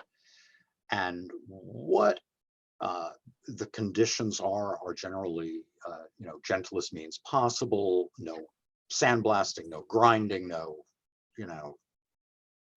No dynamite, no dude? sledgehammers, No dynamite. dynamite. No dynamite. So, and generally, staff will meet with the contractor beforehand, and, we test out different methods. Thank you, much appreciated. Okay, so we have, A request for table yes, so and a table this remand to staff. unspecified meeting date. Yes. Yeah, I think Unspecified that's meeting best. date. And a remand to staff for further exploratory demolition and documentation. Okay. I'll make a motion to table this to an unspecified meeting date. Second. All in favor? Aye. Aye. Aye. Okay, motion passes. Thank you. Thank you. Thank you. Have a great evening, everyone. Thank you again for your time. Be well. Thank Do you, we Don. want to, thank you, Dan. Do we want to go right to new business, or should we take a 5-minute break now or after the next item? Bridget, do you want to break now? The next item doesn't look like it'll be too bad, right? I don't think it'll be too Yeah, why long. don't we do the next item? We'll take one after the next. Okay, Sounds good. We'll go I'm to- going to take my leave now, so everyone have a Alright. good night. It was Thank you, Dan. nice seeing you again. All Thanks, right. Dan. Sure. Thank you. All right, so we'll go to new business number 9A. This is H22-239, Gerard Pizzillo Esquire on behalf of Warren at Bay LLC owner. This is 130 Bay Street, block 12807, lot 21. This is the Powerhouse Arts redevelopment plan and municipal landmark. So this is for a certificate of appropriateness to amend a previously approved COA H19-398, amended by H19-595, for the construction of an interior mezzanine, the addition of 2 storefront doors fronting Bay Street, internal circulation updates, and the addition of new commercial tenant signage at 130 Bay Street, aka the A&P Warehouse Auxiliary Building and Bakery Complex, an altered early 20th century commercial building complex with classical elements constructed in 1914 to 1915. And this is a recommendation to the Jersey City Planning Board. Gerard? Yes, hi, good to see you, Chairman. Thank you. Good evening, Commissioners. My name is Gerard Pizzillo. I'm a partner with the law firm of Genova Burns here in Jersey City. I'm here this evening on behalf of the applicant, 130 Bay LLC. As the chairman pointed out, this is a property that is located within the Powerhouse Arts District redevelopment area and governed by the provisions of that redevelopment plan, as well as the historic design standards of the land development ordinance, section 345, subchapter 71. And as also the chairman pointed out, this is a locally designated landmark. We did appear before you, and I should note also, as the chairman pointed out, this is the site of the former A&P Auxiliary Bakery and Warehouse Building, a locally designated landmark by municipal ordinance. We did appear before you 2 times. First time is in October of 2019, and we received a certificate of appropriateness essentially to add a 2-story addition to the existing structure. The structure was varying stories between 4 and 6. So the addition at the appearance before you at that time was really to crudely say box the building while keeping and maintaining the existing facades, windows, fenestrations, in order to construct a office retail building, ground floor retail all around the Bay Street and First Street frontages, and then offices going up. This board did grant the certificate of appropriateness with conditions under application or file number H19-398. We then appeared before you in January of 2020, and there were some minor revisions to that COA, just with regards to the loading dock area on the First Street side of the proposed structure, and as well as the addition of a transformer room that PSE&G required us to elevate a little bit because of the area and prone to flooding. We did appear before the planning board subsequent to that January 20 appearance before you. And the planning board did grant preliminary and final major site plan with deviations and conditions. One of those conditions being the conditions from this board remain in effect. Fast forward, the project is under construction. There are several revisions to 3 areas: the ground floor, the 5th floor, and the 6th floor that we're appearing before you this evening on. These changes are not completed. They're proposed. So while the building is under construction, these items haven't been done yet. So we obviously have to appear before you. Hopefully we'll get a favorable recommendation from this body, and then hopefully in March we'll be before the planning board to get their approval. Before I turn it over to Nicole Robertson, who are from Grow Architects, or architect of record, who will run you through the revisions we're seeking, just wanted to point out for the board's information, none of these items that we're requesting before you and subsequent to the planning board trigger any deviations. They are all compliant with the redevelopment plan, and they don't increase or worsen any of the deviations that we received as part of our initial preliminary and final major site plan approved by the planning board. So with that said, I'll turn it over to Nicole Robertson, and she could share her screen and show the board what we're suggesting or what we're proposing this evening. We do just need to swear Nicole in prior to testimony. Sure, of course. And just if we go past 8:37, if we could take a break. Ms. Yeah. Robertson, would you raise your right hand to be sworn? Do you swear or affirm the testimony you're about to give in this proceeding will be the truth, the whole truth, and nothing but the truth? I do. Thank you. And state and spell your full name for the record. It's Nicole, Nicole, Robertson, Robertson. Thank you. Staff notes that Nicole has previously been qualified in front of this board as an expert in the field of architecture. Great, thank you, Maggie. And if Nicole, if you could just share your screen and get right into it and show the board what we're proposing here, please. Okay, thanks. Thanks so much, Gerard, for the excellent introduction.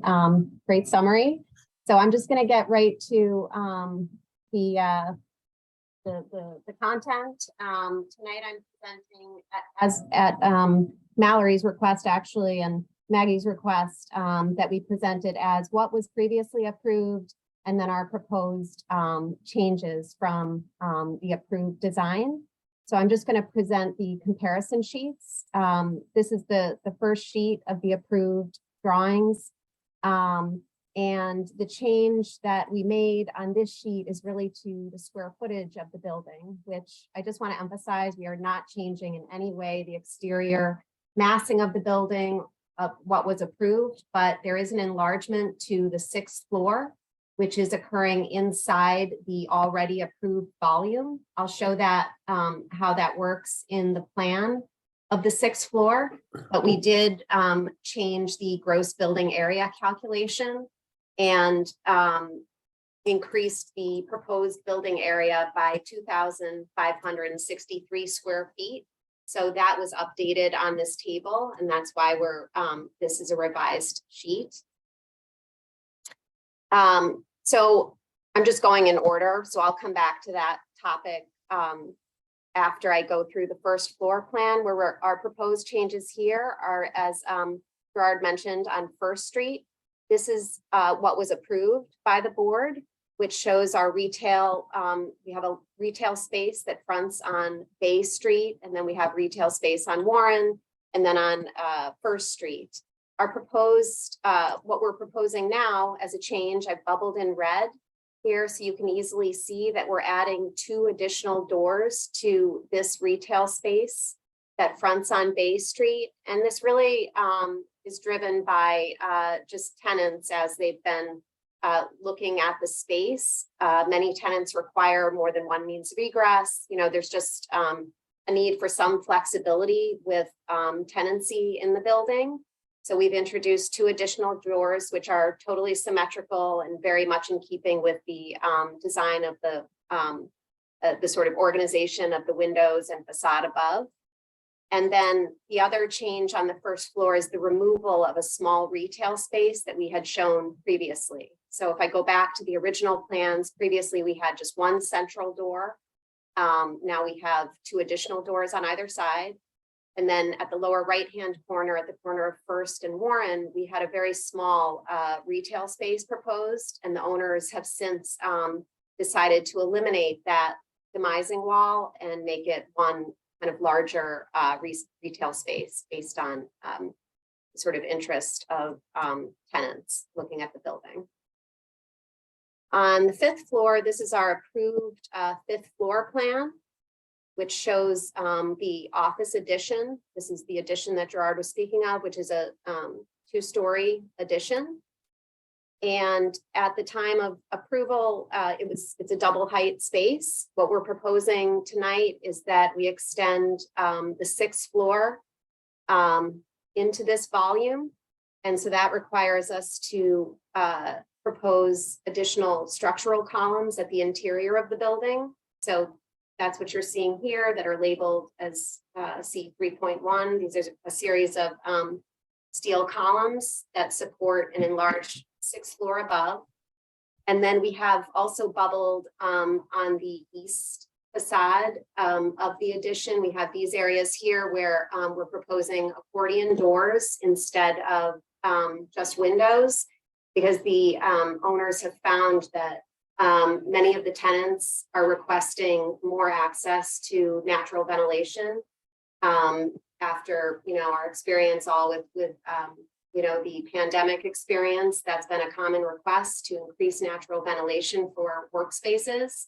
And same here, this bubble here is also showing that we're proposing a large garage door that will open and connect the interior of the fifth floor office space directly to the roof terrace, just to allow for a more seamless relationship between inside and outside and increased ventilation. Nicole, if I may stop you right there, please. Are Yep. any of those doors, the either accordion or the garage style door, visible from the right of way? No, and actually I'm going to show, I've got sightline drawings that demonstrate how they're not visible from the public right of way. Okay, thank you. Thank you. Yeah, that's a great point. So going to the sixth floor, this is our approved sixth floor addition. So you can see that there's an existing sixth floor in the building, just the sort of, we call it the red and gray building to the west. And then that our proposed addition includes, its volume encloses up at that same level. We just had it marked out as open to below. I think at the time there was a gym tenant that was considering the space. So the owners were trying to accommodate their needs. And what we're proposing tonight is an extension of that sixth floor into that already approved volume, just an extension of about 2,500 square feet that is on the same level as the existing sixth floor in the red and gray building. And this is our approved south elevation, which shows the existing red and gray building to the left on the west side, and what's the kind of yellow building, we call it. It's just so iconic. And then our proposed addition, which is a kind of centralization of the vertical circulation core and our two-story addition. And you can see in the proposed elevation that there's no change to the proposed volume that's caused by this increase in floor area at the sixth floor. So the volume is remaining the same. Our only proposed change on the south elevation here is the addition of the two additional double doors at the center of these bays in the aluminum storefront construction, and just same type of retail signage above with the rod installation. And we did notice, actually, this was something that I bubbled, that we're just keeping these windows. We had noticed that there was a little difference in how they were detailed in what was previously approved, but we are just showing them as consistent with what was originally there and what we're proposing for all of the windows. So you can just see what what those were looking like. We realized that that was not quite right, and that we wanted to keep the operable window central as we're doing it on all of the other windows. Wasn't too sure what happened with that one, but we're picking up that little adjustment. This is the approved east elevation. And this is our proposed east elevation, where we've bubbled in red the proposed accordion doors, which just allow tenants to fully open the door and bring in lots of natural ventilation. And then the approved north elevation, and really what we're looking at here, you see there's no change to this elevation at all, except for really this facade of the rear of the red and gray building is set back quite far, actually, from First Street. It's not visible at all from the public right of way. And actually in this elevation, it's shown kind of grayed out to show how far back it is. But we are highlighting it because this is the location of where this proposed garage door is located, which will open to the fifth floor deck. And this is a detail of that proposed garage door, which is on a kind of hydraulic system to open, and actually really cool, and will be a great feature to improve the use of the building. This is we did not have any section drawings, I think, in our original application for, you know, historic and planning application. So, or at least we didn't have this particular section. So this is a new sheet that we're adding to this, this application, and it just shows the original volume that was approved, and we're just showing how we're adding an extension to the 6th floor with the steel posts that we mentioned that are at the interior of that volume. And that's another view of it looking west. I just wanted to fully describe what that was. This is a detail of the retail signage, which is consistent with what was previously approved. We just had to add another sheet. We ran out of space. And then we have, so this is a sheet of the approved site visibility diagrams, which show how person standing here across the street basically sees the, you know, their line of view hits the cornice of the yellow building, and they do not see, they only see the top of the addition, which is going to be clad in cow wall. It's that kind of glowing box that we're so excited about. But you only see the top of it. You're actually not going to see the windows.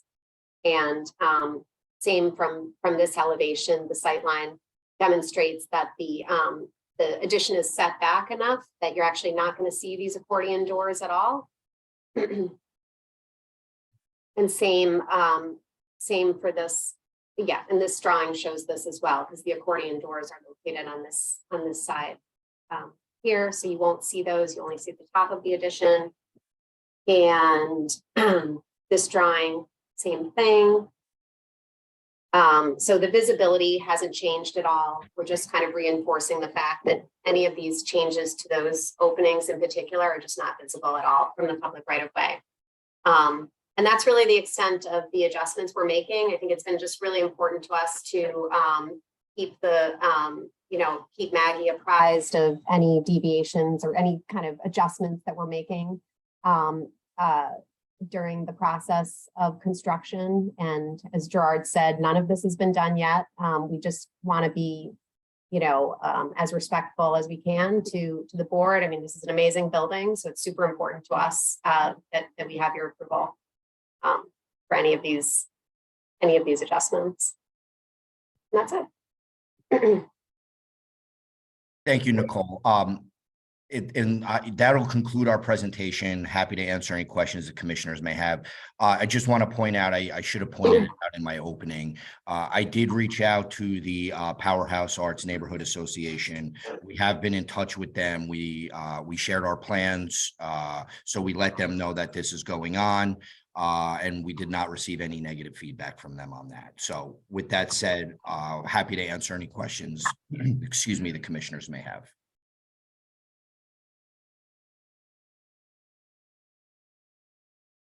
Are there any questions from any commissioners at this time? You guys, I just have one. The steel posts that support the mezzanine, can you just confirm that those are landing on girders that are spanning the existing roof of the yellow building and not adding any additional stresses or problems to the existing roof? That's great. That's a great question. As part of the original structural design for the addition, what we're doing in light gray, you can see shaded in this section, the original roof, which we're not touching. And we actually have new structural steel beams that are a couple of feet above the existing roof structure. So there's really a void space between the floor of the addition and the roof of the existing yellow building. So you're right, exactly. The new posts are bearing on the new steel structure. Yeah, exactly. Thank you. Yeah. Any additional questions from commissioners? All right, hearing none. Gerard, does that conclude your testimony? Yes, it does, Maggie. Thank you.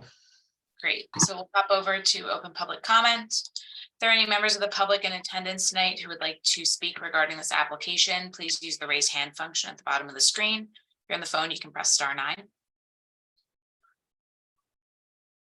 Staff sees no hands raised and recommends the motion to open and close public comment. Motion. Second. Second. I have Giardo and Lewis, all in favor. Aye. Aye. Okay. Aye. Move into staff comments. Okay. So I will, as usual, scroll right on down to staff recommendations and comments. Generally, staff finds these changes to be pretty de minimis, but of the standards in our ordinance, changing of opening sizes as well as signage require it to come to the HPC. They're contextual with what they were previously approved for, and staff does not think that any of the proposed changes will have an adverse impact on either the historic resource itself or the surrounding historic resources within the Powerhouse Arts District. And we do recommend the approval of a COA and subsequent recommendation for approval to the planning board. There are standard conditions on this approval. The only two that are non-standard conditions, of course, are the first one, just that all other conditions are still in effect for the two other approvals. And then just a condition that notes that any additional signage. So for example, if the commissioner remembers when Tacombe, which is a tenant in this building, came to us with some exterior wall painting, things like that do need to come to the commission. They're not approved as part of this, and that the interior fit out of any tenant spaces is also not included in this application.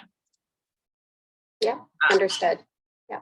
Yeah. If any No, commissioners I was have just going any to questions. say, should the board approve or issue the favorable recommendation, my client has no problem complying with any and all of those conditions. And the signage that was shown, that's just really placeholder signage anyway, correct? So I'm assuming whoever comes in as a tenant there will come in with their own signage anyway. And we'll probably Yeah, so the signage that's shown there, if you remember in the Tacombe application, they had applied for the exterior wall painting and then some pin letters on top of the loading dock.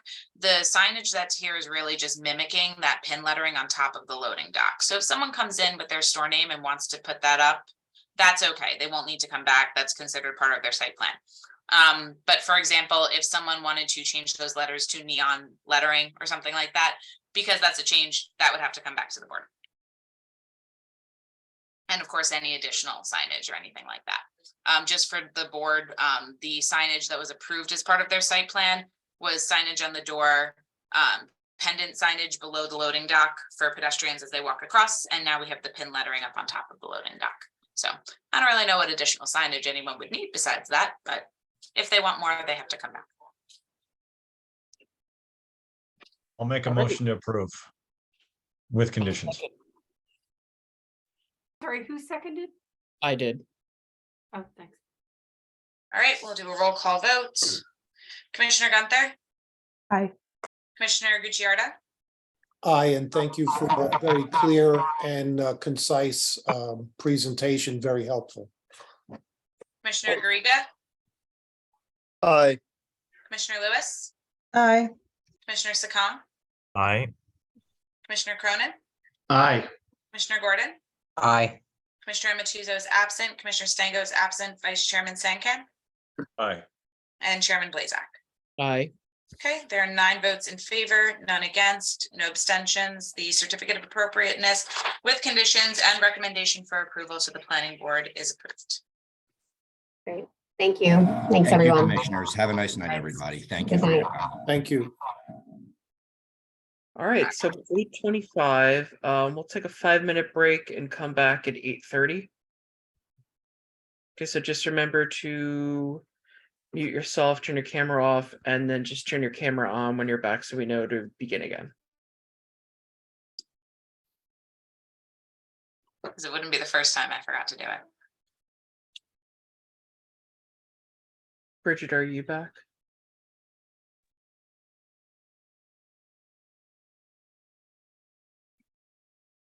Just give Bridget a minute. Yeah.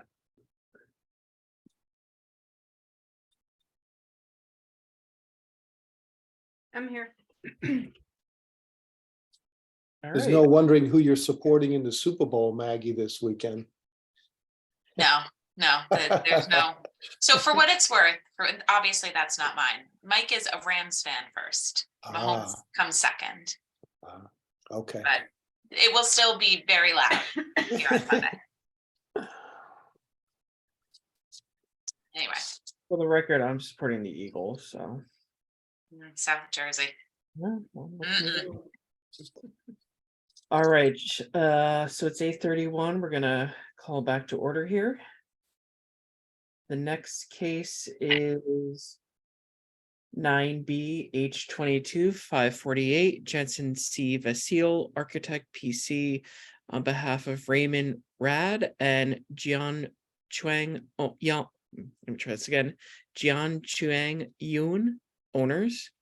This is 116 Wayne Street, block 12807, lot 21 in the Van Voorst Park Historic District.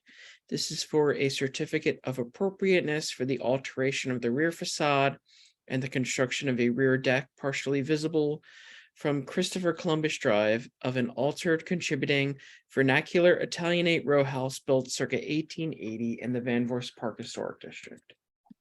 Jensen? Would you raise your right hand to be sworn? I can. Do you swear or affirm the testimony you're about to give in this proceeding will be the truth, the whole truth, and nothing but the truth? I do. And if you can state and spell your full name for the record. Sure. My first name is Jensen, Jensen. Last name is Vasile, V as in Victor, ASIL. Thank you. Staff notes Jensen has been previously qualified in front of this board as an expert in the field of architecture. And Jensen, you should be good to share your screen. Thank you.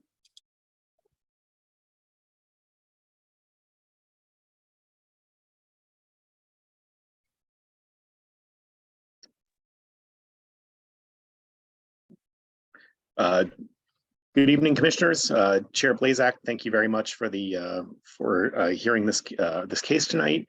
This project is for the as Chair Blazak mentioned, the rear deck enlargement of openings.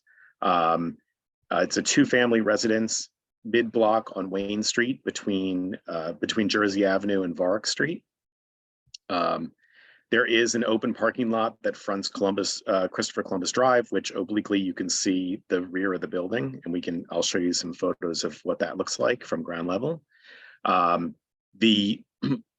will mention that the proposed deck does not trigger any variances. Nor do the stairs. The building is conforming otherwise. So on the site plan, you can see there was a small addition there originally.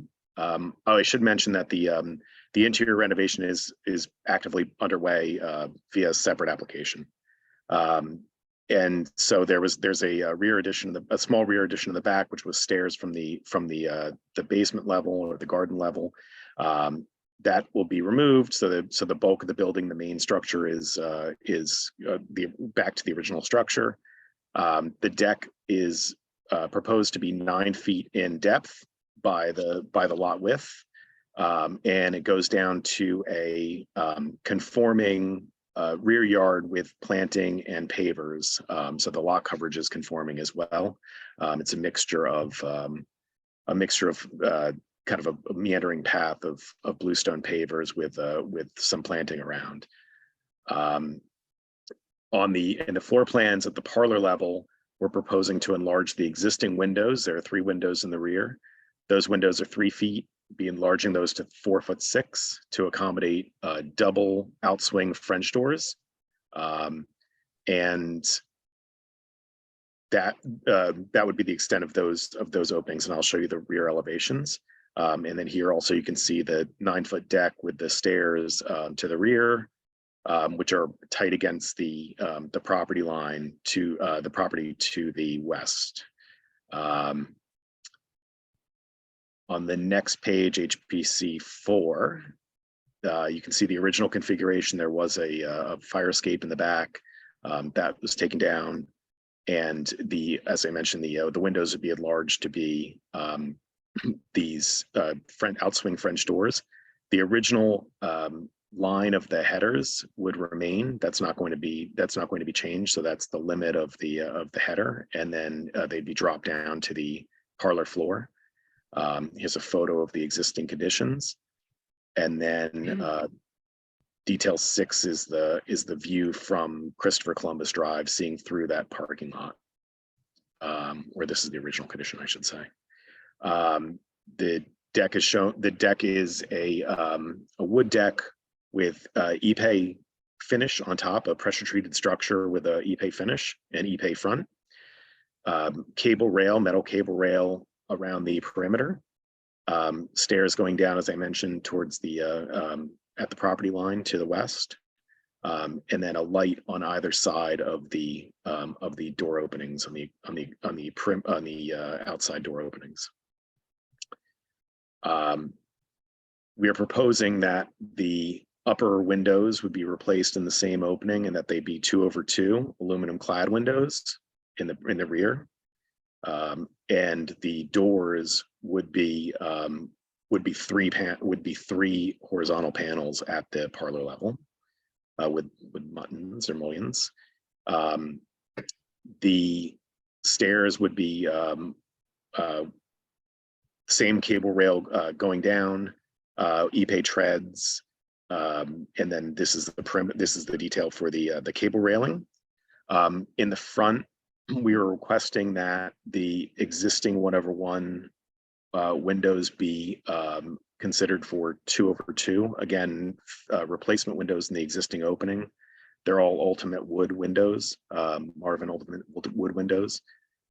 So no change to the openings, but just the mullion pattern. And on HPC 6, we're showing the front openings with, again, the 2/2 pattern. Existing lintels and sills all remain. On HPC 7, we're showing the outswing French doors. And on HPC 8, which I added, you didn't have it because it was in the set originally for Maggie, but this is just the rear door. I figured for completeness or the rear window. For completeness, I should show the proposed windows and the existing openings.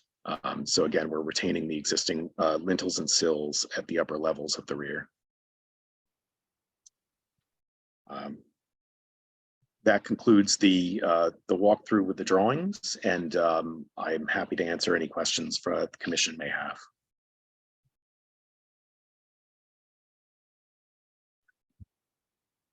All right, any commissioners have any questions?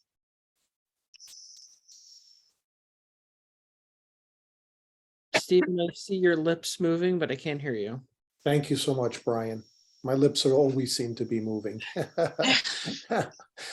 Quick question about the doors out to the deck, the material that they're made of and the color of those doors and the windows above.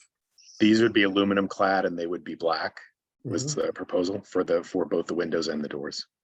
Okay, and my other question, since it affects the facade, do you have any thing that substantiates the 2/2 or your reason for going to 2/2?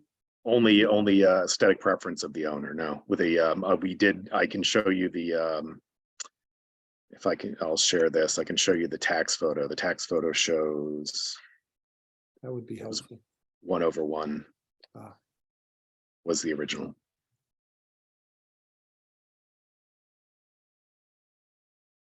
And style of the building, would you consider that? The neighbor has 2/2. I'm sorry? It said the neighbor looks like it has 2/2 there. Yeah, it does. And I don't know if you'd consider this Italianate or a mixture of styles, or I'm not always good. The description of work calls it a vernacular Italianate where a house built. There you go. Okay. I think a 2/2 is appropriate here. Yeah, looking at the date of the building, that's Yeah. probably about right. Yeah. And lastly, is there on the parking lot view, is there a fence between the applicant's property and a fence and the property closer to the parking lot? So there'd be at the back of our fence there, or at the back of our property, there'd be a 6-foot-high privacy fence around the perimeter of the lot, our property. Okay. Thank you very much. Thank you. You're welcome. Could you go to the rear elevation again? Sure. Thank you. Can you zoom in to the upper half of this sheet. Yes, I'm gonna get out of this read mode. Yes. I just want to note there's some discrepancy between the stated, window? well, yes. And it's also the proportions of the left two windows in that floor compared to the drawing. I only pointed out because a lot of the buildings that we see on this commission, the rear facade is not in as good a shape as that is, and I just think it's important for the record that the drawings are accurate to reflect the actual conditions that you're intervening. So I would just request that the existing elevation. Sure. But you've also added a water table, right? No, that's the deck. Oh, I'm sorry, that's the deck. Okay, got it. And then so if we were to ghost in the left two windows there, they would Yes. actually, the left jamb would actually be closer to the building edge than where the existing door is, right? So there's some That's correct.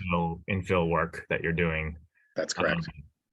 So the intent is to find the brick that matches. We saved all the, we're going to be saving all the brick from this when we take okay. this down, and then we can reuse it. Okay, that's great. That's great. Okay. Thanks for clarifying. Sure.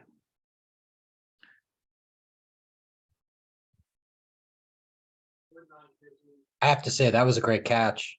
Yeah, I missed it too.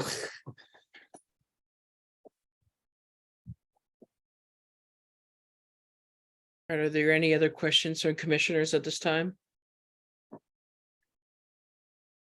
Should we open up to public comment? Sure. Are there any members of the public in attendance who would like to, actually, before we do that, Jensen, does that conclude your testimony? Yes, it does. Thank you, Maggie. Great. There are any members of the public in attendance tonight who would like to speak regarding this application? You can use the raise hand function at the bottom of the screen, or you can press *9 on your phone to address the commission. Okay, staff sees no hands raised and recommends a motion to open and close public comment. Motion. Second. Okay, all in favor? Aye. Aye. All right, Aye. Sarah, you should be good for staff comments. Okay. I, Hold on, now you're good. Okay.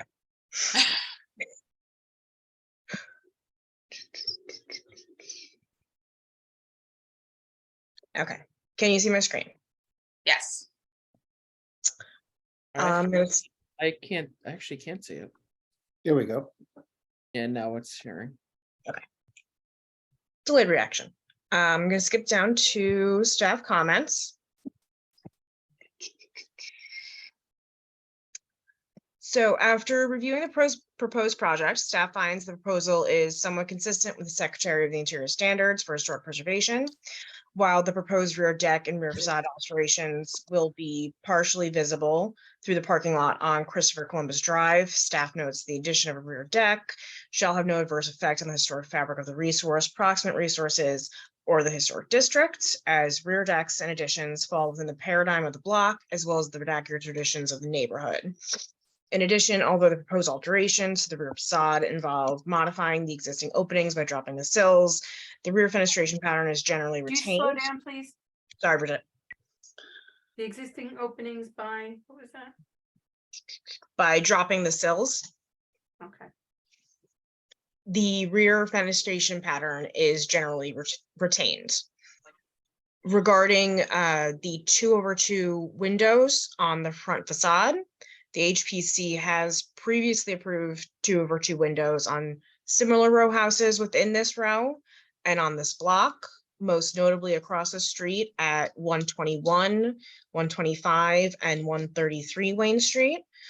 In HPC staff's opinion, this will not cause an adverse effect on the character or the integrity of the Van Wert Park Historic District, as 2/2 windows are regularly found on Italianate buildings throughout Jersey City.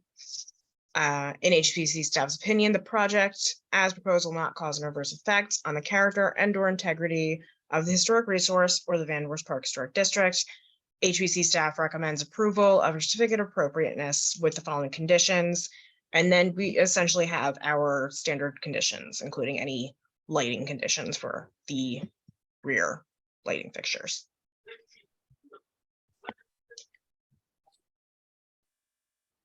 Commissioners have any questions for staff? So the proposed lighting fixture is not downcast in nature right now. Does staff recommend an alternate? Or does staff recommend that the architect find an alternate fixture?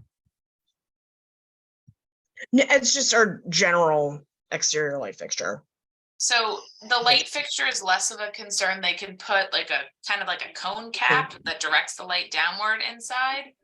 So if they're willing to do that, that's fine. That's generally how people solve this instead of changing the fixture. Right. Sure, absolutely.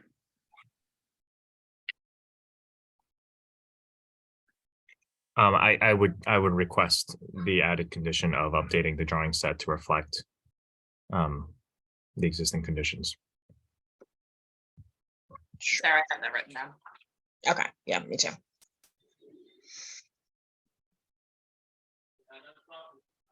Okay. All right, and does the applicant accept the conditions as read by staff? I do. Okay, I'll make a motion to approve this with conditions as read by staff. Second. Okay. I have Brian and then Robert. Do a roll call vote. Commissioner Lewis, Aye. Commissioner Cronin, Aye. Commissioner Gordon, Aye. Commissioner Sakong, Aye. Commissioner Gucciardo, Aye. Commissioner Garriga, Aye. Commissioner Gunther, Aye. Commissioner Stango is absent, Commissioner Amatuzzo is absent, Vice Chairman Sankam, Aye. and Chairman Blazek. Aye. Okay, there are 9 votes in favor, none against, no abstentions. The certificate of appropriateness with conditions as read into the record is approved. Thank you all very much. Have a great night. Thank you. Thank you. Thank you. All right. All right, now we go to 9C. This is H23028, 343.5 8th Street, block 9908, lot 18. This is in the Hamilton Park Historic District and is for the introduction and discussion of a report for the individual local designation of 343.5 8th Street under criterion B for its association with Venus Pelagati Extravaganza. Formal action may be taken, and this is a recommendation to the Jersey City Planning Board. Hi, guys. So I have, we have the applicant team as Mike Stafford on here. Is there anyone else who you'd like me to promote? They can raise their hands and I can promote them before we swear everyone in. Well, no, you guys are already promoted. You're okay.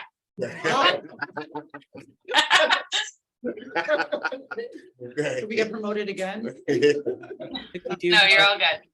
We have one person, a couple people with their hands raised now. Okay. So we have Genovia. That's part of your applicant team? Yeah, she is part of So the team. these are, so yes, okay, yeah, so we're looking for people who will be testifying. That's different than public comment, Yes. right? So they're part of your testimony, correct? Yes. Yes. Okay. Yes. Genovia can be promoted. Yes, Genovia Right, can and be promoted as well. All right, and it looks like we have Ken Lapham, who's the owner. Is he testifying or is he public comment? Not for testifying. Not for testifying. no. Okay, Ken, since we recognize you as the owner, you will have ample time for public comment. We're looking just for the applicant team on this. Okay. All right, so what we're gonna do, guys, we're gonna swear everyone in first before you'll be able to begin your testimony, okay? So since there's 4 of you on one Zoom, we'll just go whatever left to right, whatever order you want, just one at a time, please. Okay. You can start later. Okay.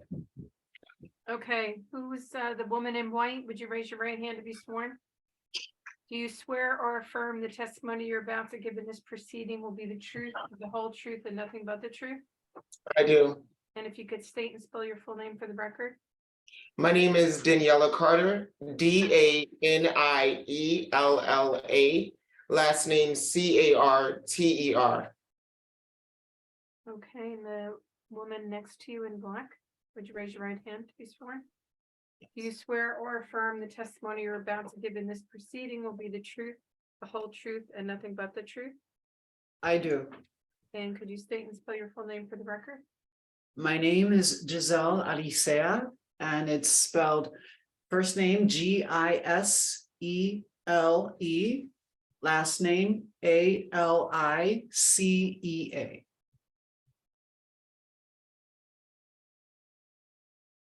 And the gentleman, would you raise your right hand to be sworn? Be you. Do you swear or affirm the testimony you're about to give in this proceeding will be the truth, the whole truth, and nothing but the truth? I do. And could you state and spell your full name for the record? It is Michael Robertson, Michael. Robertson, Roberson. Roberson? Yes. No T, okay. And the woman next to you, would you raise your right hand to be sworn? Do you swear or affirm the testimony you're about to give in this proceeding will be the truth, the whole truth, and nothing but the truth? I do. And if you could state and spell your full name for the record? Yes. Isabella Akel, Isabella, last name Akel. Thank you. And for the ladies there, since you're all together, I might not know who's talking. If you could just raise your hand, maybe when you talk, okay? Okay. Thank you. And then Bridget will also swear in Genovia as well. I'm not sure if I'm pronouncing that correctly, but I'm sorry. Okay, if they, oh, Yep, you'll just have to unmute yourself so Bridget can swear you in. Thank you. And yes, you said it great. raise your right hand to be sworn. Okay. Do you swear or affirm the testimony you're about to give in this proceeding will be the truth, the whole truth, and nothing but the truth? I do. And if you could state and spell your full name for the record? Genovia Chase, Jono, V as in Victor, IA, last name Chase, Chase. Great, thank you very much. All right, you guys are all sworn and you're welcome to begin your testimony. I have a question. We were expecting also Dominique Jackson to be on. She got on earlier, but she thought that the time was earlier and she had to jump on another call. Is it possible to swear her in just in case she jumps on, or how do you want to do that? Oh, So she's not listed in the attendees right now unless she's under a different name. But if she rejoins, we can promote her and we can swear her in when she rejoins. Is there a person named Tyra? Do you No, have? Okay. no. Yeah, but if I see that she rejoins if I see anyone rejoin, I'll let you guys know. Like if that attendee number changes at all, but right now there are 4 people here and neither of them are by those 2 names. Okay. So in that case, you guys are welcome to begin. Okay, well, I can start.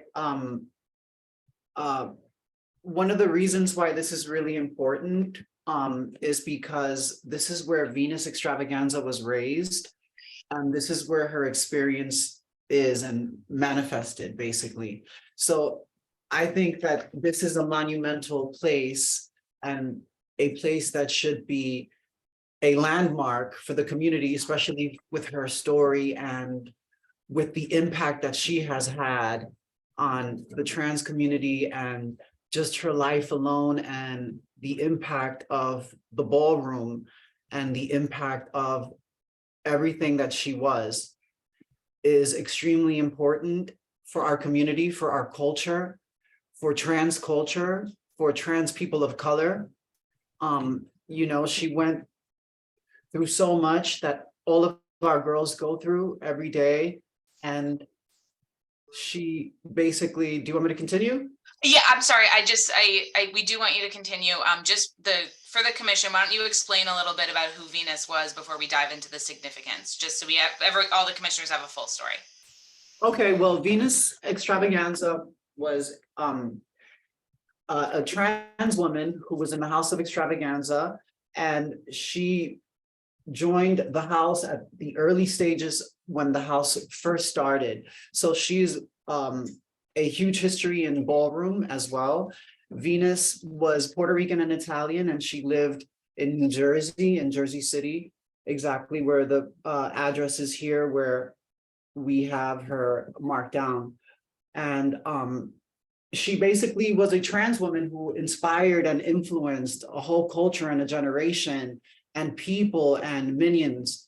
You know, she inspired me, she inspired so many girls just like her, and we all share the same experience. We all have similar experiences, and her experience was very unique to our community and very, very powerful. And she was just a fabulous trans woman, you know, she was an amazing human being, and she was a trendsetter and a pioneer in our community. And my name is Giselle Alice. I'm also the mother of the House of Extravaganza.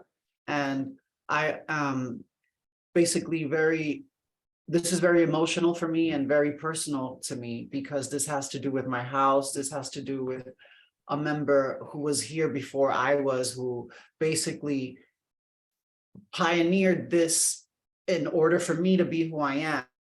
So I'm very grateful for Venus's existence and her struggles. And yeah, and she died at a very young age. You know, she was brutally murdered in a hotel. And right there, that just, it's just a horrible, horrible ending, but she had a beautiful, beautiful story. And, you know, if you want to say something. Yeah, and so I think though, when we speak to the historical value that this home has, I think about how New Jersey has, in a way, always been a champion of LGBTQ rights, LGBTQ, you know, promoting LGBTQ, inclusivity in their communities and ensuring that there was a level of safety. And so I think back to when the first law that was passed, in the late 1980s, and that was allowing the LGBTQ people to experience the same New Jersey that non-LGBTQ people were having. And so during the time where, you know, it was the beginning of the AIDS epidemic, New Jersey made sure to stand down in terms of not only being allies, but being an example of the importance of protecting their LGBTQIA+ constituents. Venus was a subject in a critically acclaimed documentary that not only has helped to shape the way we tell the stories of LGBTQ people in media, but the ways in which this marginalized community used Ballroom, a space which was only a safe haven for so many queer and Black LGBTQ folks. And so when Venus told her story for Paris is Burning, this very famous documentary that covered about 4 to 6 subjects, talking specifically about their experience as Black trans people, as ballroom participants, but most importantly, during a time where this community was being extinguished, right? And they needed the visibility, they needed the empathy. And Venus' story has been the blueprint for that. I think if you think about any documentaries that you have felt personally moved by, that has either told your story or has told the story of someone in your family, that is what Venus' story has done for so many generations, not only for filmmakers, but also for the local LGBTQIA+ folks living in New Jersey. And so I think that when we think about the historical value this has, is that in this very unprecedented time where 264 anti-trans bills have been introduced, and the extinguishing of LGBTQ people seem like to be a political pawn, right? And we're erasing us from the history books. But what we know is that, right, that we've always been a part of these movements, not only to liberate people like ourselves, but the people who live in the communities that we oftentimes operate in, which is the most marginalized. And so to give this woman not only a legacy of perseverance, a legacy that tells her that even though she died at the hand of injustice, that her legacy and her impact goes beyond just her as a subject in a critically acclaimed film. This film has not only changed the lives of its filmmakers, but as you heard, it has been, again, the catalyst into sustaining a history and a legacy of people who are now not only targeted, again, as political pawns, but are most vulnerable and desperate need of, the visibility in the history books. Because I think about a young, trans queer Daniela who felt like there was no hope, but it was Venus Extravaganza's story, even though it ended the way that it did, but it told me I belong. And I think that so many trans people don't have a place that they can call home. I think so many of us know, right, that 40% of LGBTQ youth are attempting suicide. 23% of them are experiencing homelessness. 41% of them, which is double the average rate, right, of unemployment. And so I think that when we remind New Jerseyans what this is not just an opportunity to preserve just Venus' legacy. This is telling LGBTQ community leaders, pioneers of what has been an overlooked community of people who have fought and demanded for a space, who says that, like, with limited resources, right, that I'm going to use my voice to create systemic change. And we, I feel, have an opportunity to send a message to not only states across this country that it's okay to be trans, it's okay to be LGBTQ. And if you are contributing to our history books, like all the other amazing people, from the scholars to the activists, public speakers, musicians, that you deserve to have your legacy preserved. And if it's the one thing that we can tell our community right now, is you deserve a home.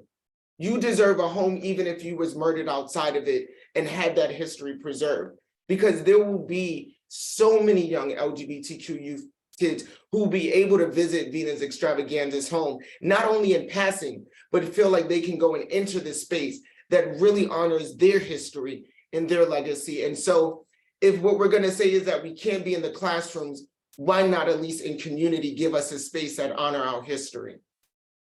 And so to that wonderful, wonderful, wonderful thing that Daniela just said, I'll add two things to that. When Daniela said the right or the trans women deserve.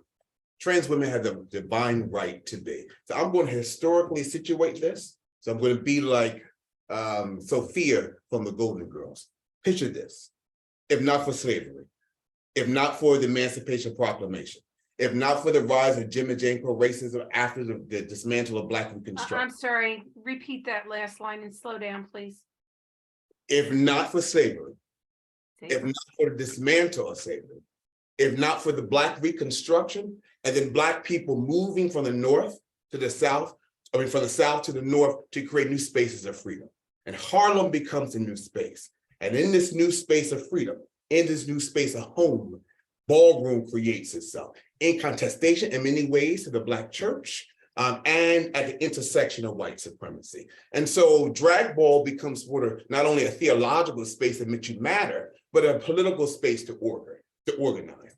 And after World War II, where other cities became Blacker, DC, Detroit, Baltimore, Philadelphia, Chicago, these drag balls migrate. But in 1967, a Black trans woman named Crystal LaBeija resisted racism and colorism in the pageant circuit.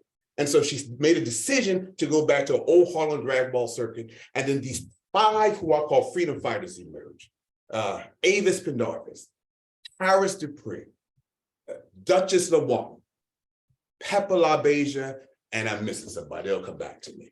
And then other houses began to be created in the 70s. But why Venus is real important, because in 1982, Angie and Hector created a House of Extravaganza, and it entered large numbers of Latinos. And so she emerges from that space, and the significance and her importance is not only for Latin trans women, but also for Black trans women. And, Jersey's an interesting space. I was born in Camden, New Jersey. So, I'm kind of nervous talking to you all, but I was born in Camden, New Jersey. And you have a sort of trifecta in North Jersey of 3 historical trans women.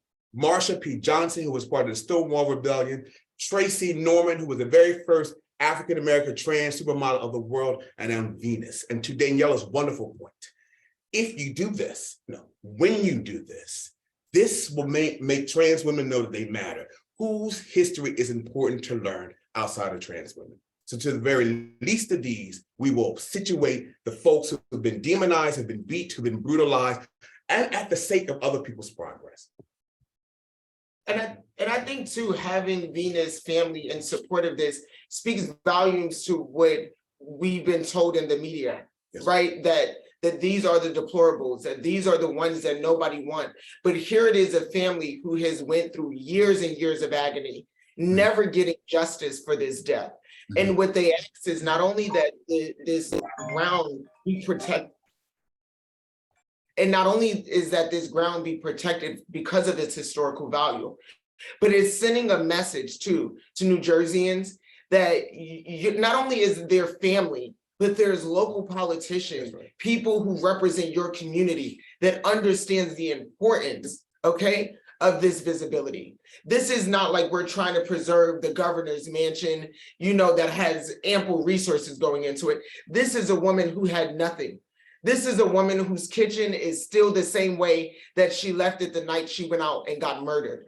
This is still left intact the same exact way that her spirit remembers the day she never was able to go back into it.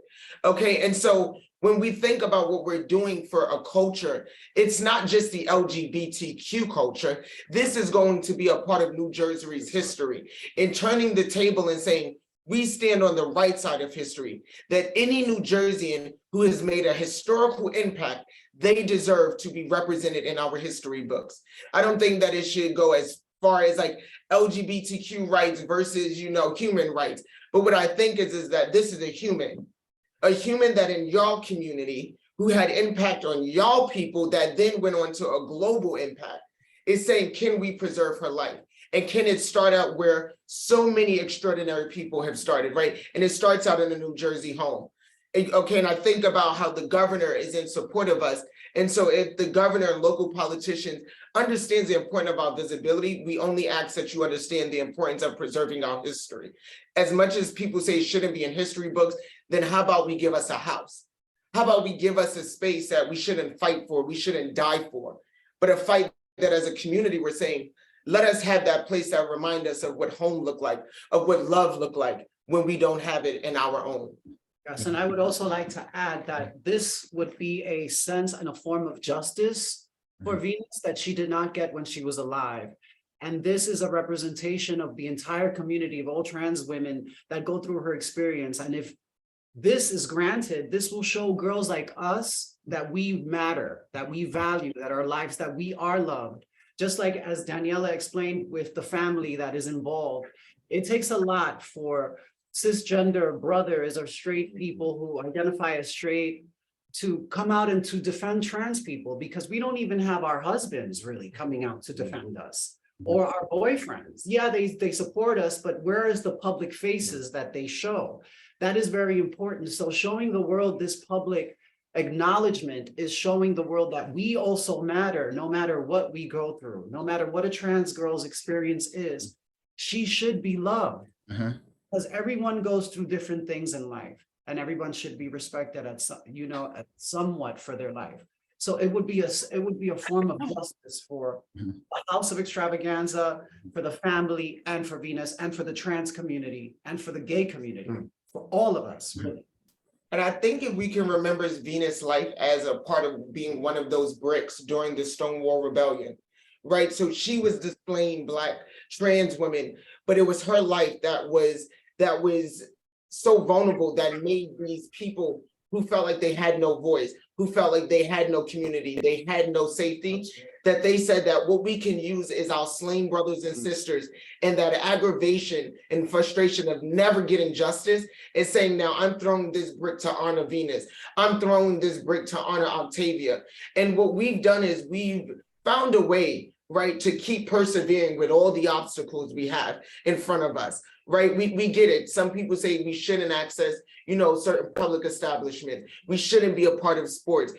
We shouldn't be, you know, accepted by the American traditional family. But here we have this traditional American family who loves their child, who wants to preserve their child's legacy, and that is their brick. And they're taking a brick out of their own house and extend it to community and say, here's our token to you, and saying that we want to extend not only her legacy, but our home to so many of you who need to see this. It's not that we want it, we need it at this point. For literally the ever-growing number of homeless youth. And Jersey City, again, has been a champion at that. And so I asked, can you champion visibility so that way we can also be on the right side of history and knowing that our community and the pioneers who have put this in our heart knows that we haven't given up and you haven't forgotten about them. Absolutely. And I would love to add that this is a story of belonging. And I think that I'm just so honored to be a part of this family. You all are so speaking so eloquently on this matter and about the legacy of Venus Extravaganza and largely the legacy of our community and the large conversation around the ongoing continuous fight that has been going on for generations and generations to not just be seen, to be heard, but to be understood in a way that allows people to feel the need to be activated and to be understanding to larger social human justice issues that are not just only indicative of Black trans women or trans women at large, but to people that live just within New Jersey and any type of background and identity. I think that largely this landmark is a beacon of hope for the larger New York state of New Jersey, for people to really get activated and understand that this is just a part of the work, and just something as simple as a landmark and a physical memorabilia or beacon can really kind of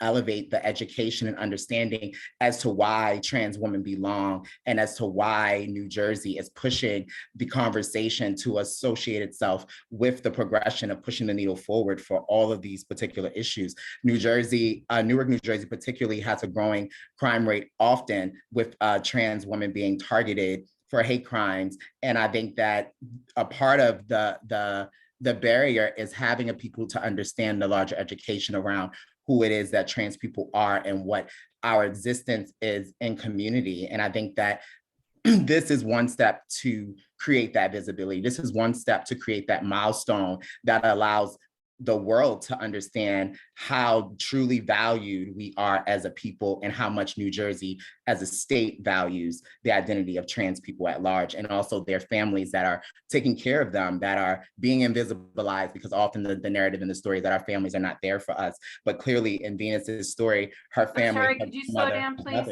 Sorry. Like her family, her brothers, her grandmother are all people that have been in her life, and as well as her extended family of the House of Extravaganza. I'm sorry, if you could slow down a little. Oops, sorry. And also the family of the House of Extravaganza, and the larger House Borum community has never left the side or never have left Venus's name and legacy unheard of and unfought for. And so generations later, here we are today to push that needle forward, to speak about not only her as an individual, but what her presence meant to Earth, you know, to this world, to the state of New Jersey, to the city of Newark. Absolutely. And I think that that her life has shown the level of impact it has, right? Because this documentary has went on to win a number of awards. And again, the only people who were not directly benefited anything from that were the subjects, because unfortunately, majority of them were murdered, right? If they weren't murdered during the filming of the documentary, they were murdered shortly after.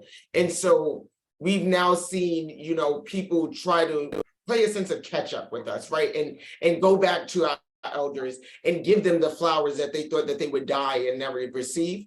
And so I think that it's a moment in time right now too, as Genovia said, right, that we can turn the page and saying that New Jersey is not a state that protects all of its residents, and say that it only directly wants to represent a specific demographic. And I don't believe that's the New Jersey that you all work so hard to not only make safer communities, better communities for. And so I'm hoping that you understand that this is as important to us as it has been to filmmakers.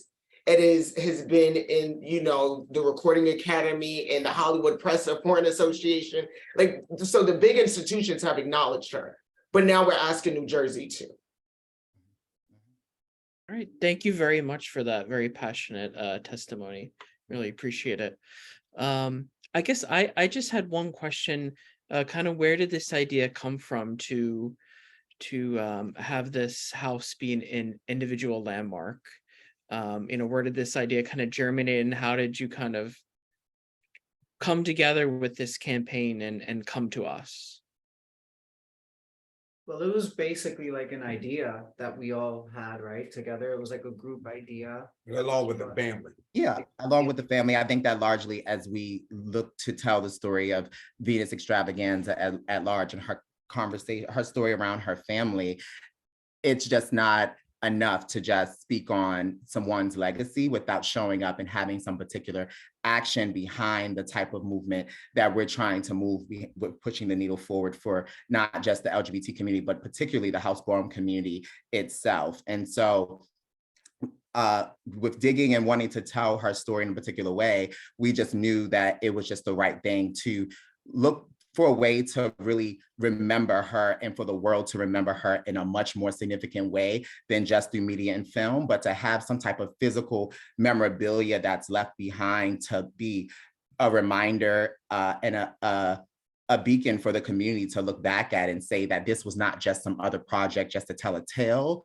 but this was a project that was looking to really bring about some type of transformative justice towards the ongoing pattern of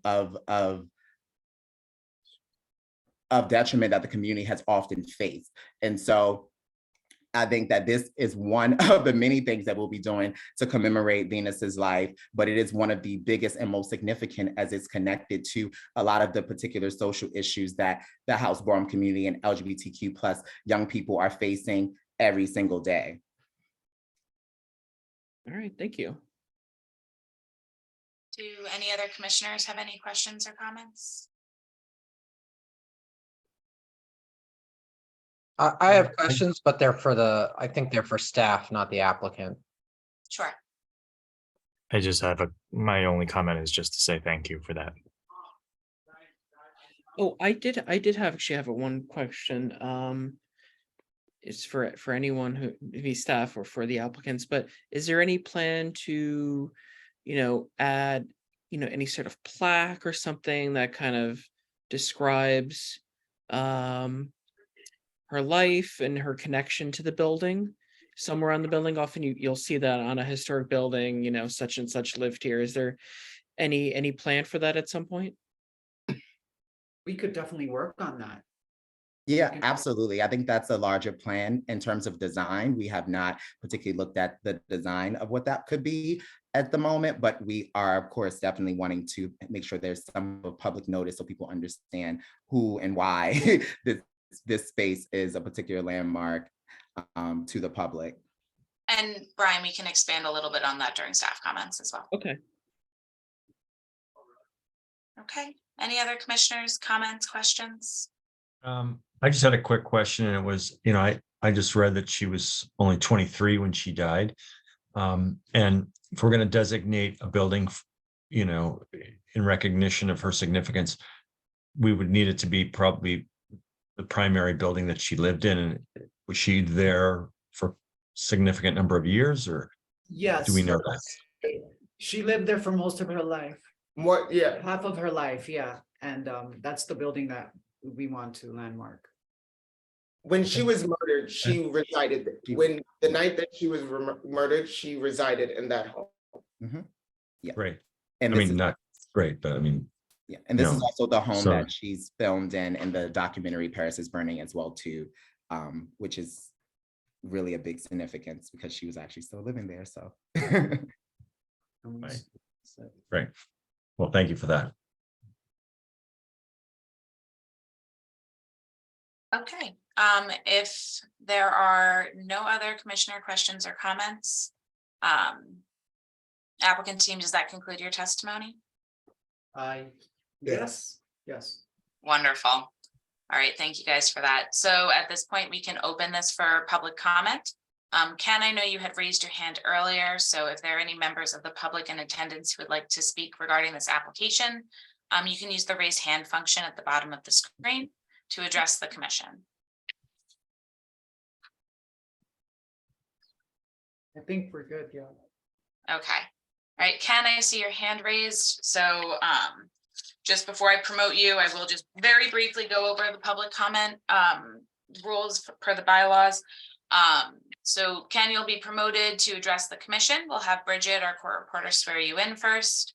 And then you'll have 5 minutes to address the commission. I'll run the timer. I'll let you know when you have a minute left.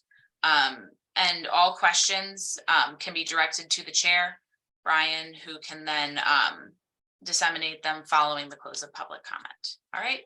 So So with that said, I'll go ahead and promote you. Actually, before I promote you, we need a motion to open public comment. Motion. Second. Second. All in Second. favor? Aye. Aye. Aye. Okay.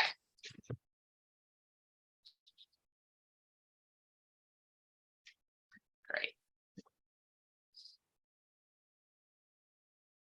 All right, Ken, you should be able to unmute yourself and turn on your camera.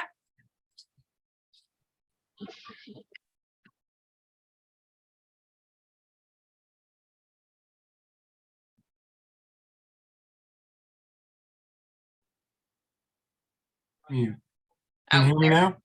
Yes, do you have the ability to turn on your camera? How would I do that? I am not sure.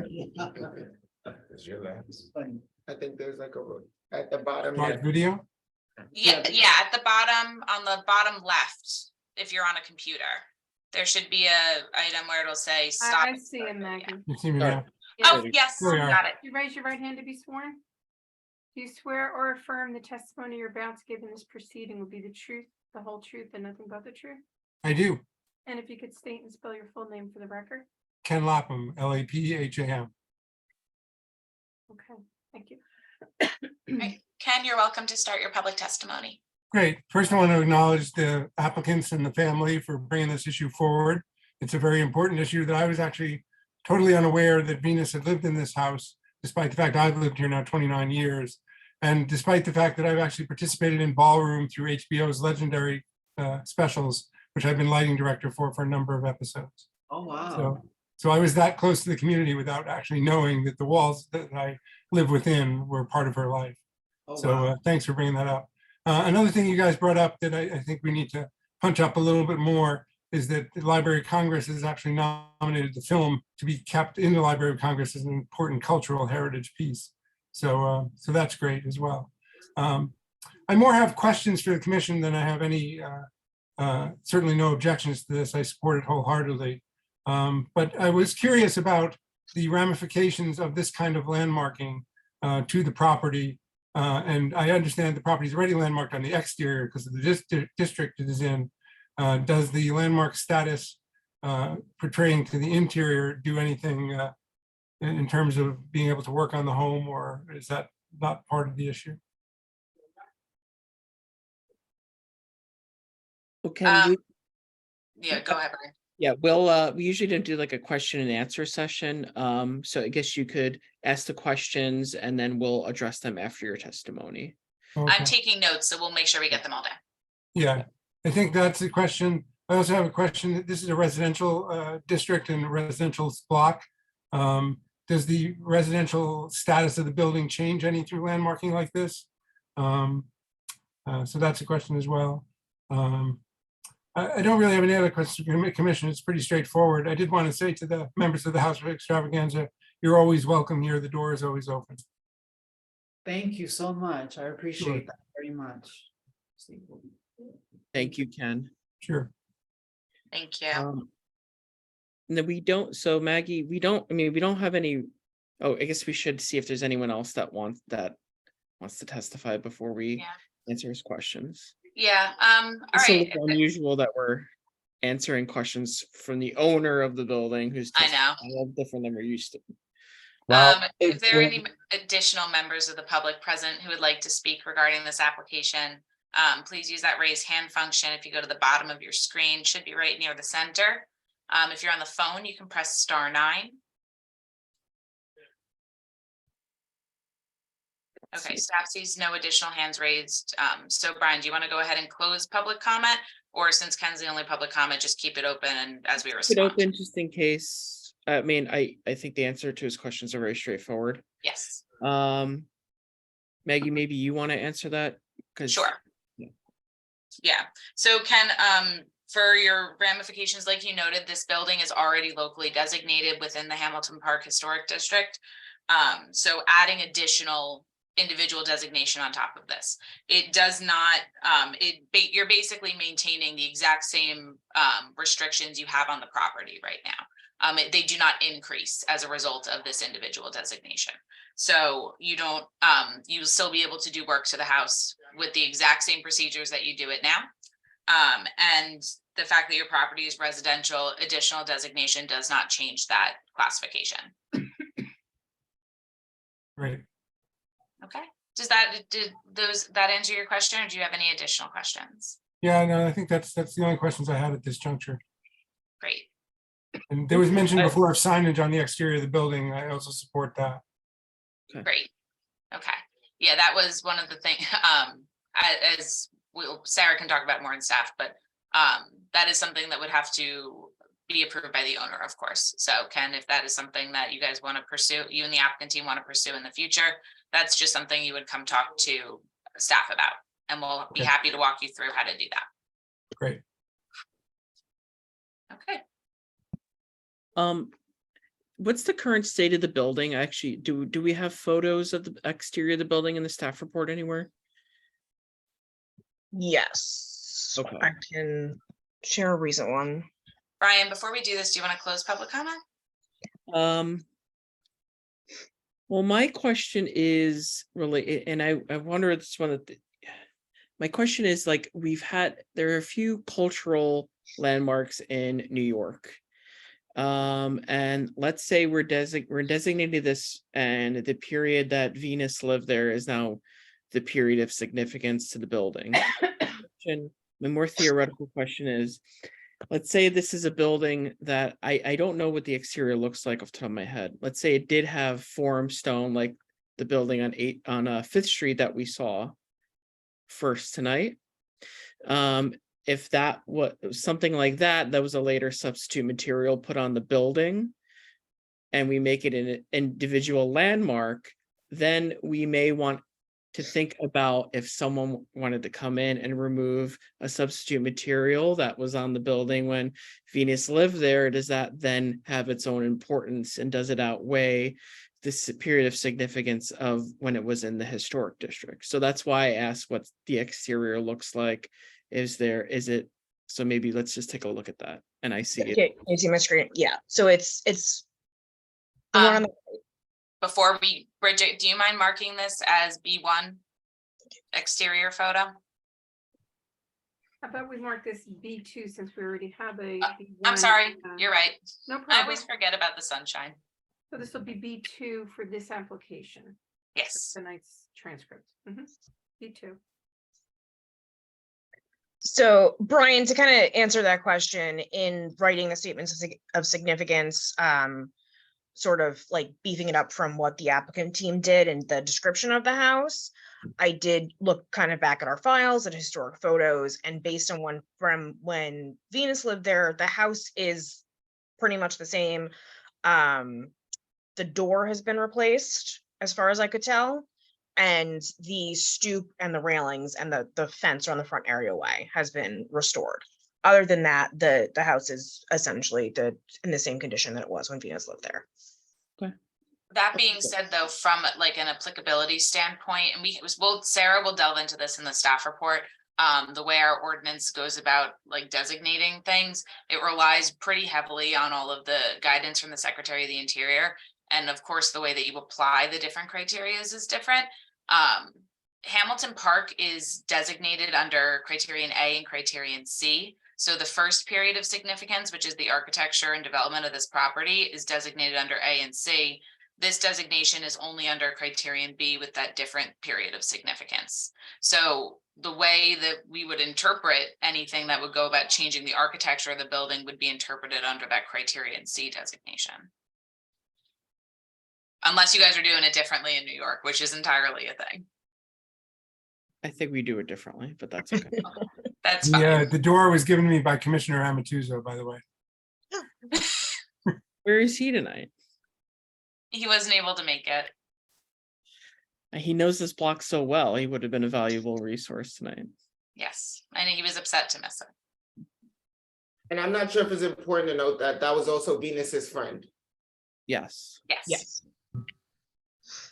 Okay, let's close public comment. Okay. All right. We need a motion and a second. Motion to close. Second. All in favor? Aye. Aye. All right. Sarah will take us into staff comments. Before you do, so were you saying, Maggie, that the original architecture, whatever it is, based on the 1937 tax photo, that would take precedence over the condition at the time that we're talking about now? So, Is- right, so the way our ordinance reads is if someone wants to make architectural changes, you use the historic documentation of the architecture. Right, so in this case, we would be referencing that criterion C designation. Now, if this were, and we're getting too theoretical, but if this were, if we were only designated for B, then it might be different. Then we might think of Yes. this. Right. Yeah, if Hamilton Park was designated under criterion B, we would have really delved into this, found some case studies and presented them, but Hamilton Park is not designated under criterion B. And we're also fortunate we have a building that's in very, looks like it's in very good condition and very true to its original architecture. So it's a win-win for everybody. So going back to the question of the actual legal effect and implications of approving this, it's really bestowing an honor and making a sort of a historic finding, but not much in terms of practical implications. Is that right? Yes, so I think let's let Sarah go through the staff report. Okay. We really walk through how we're gonna go about doing this. And also just before we get too ahead of ourselves, Ken, thank you so much for your testimony. I do have to bump you back down to an attendee now.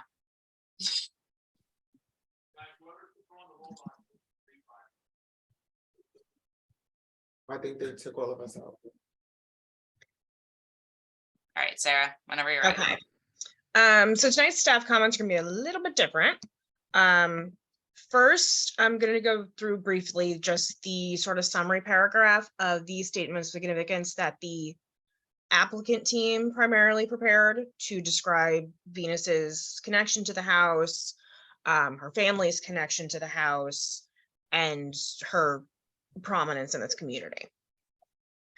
So can you see my screen before I dive in? Yes.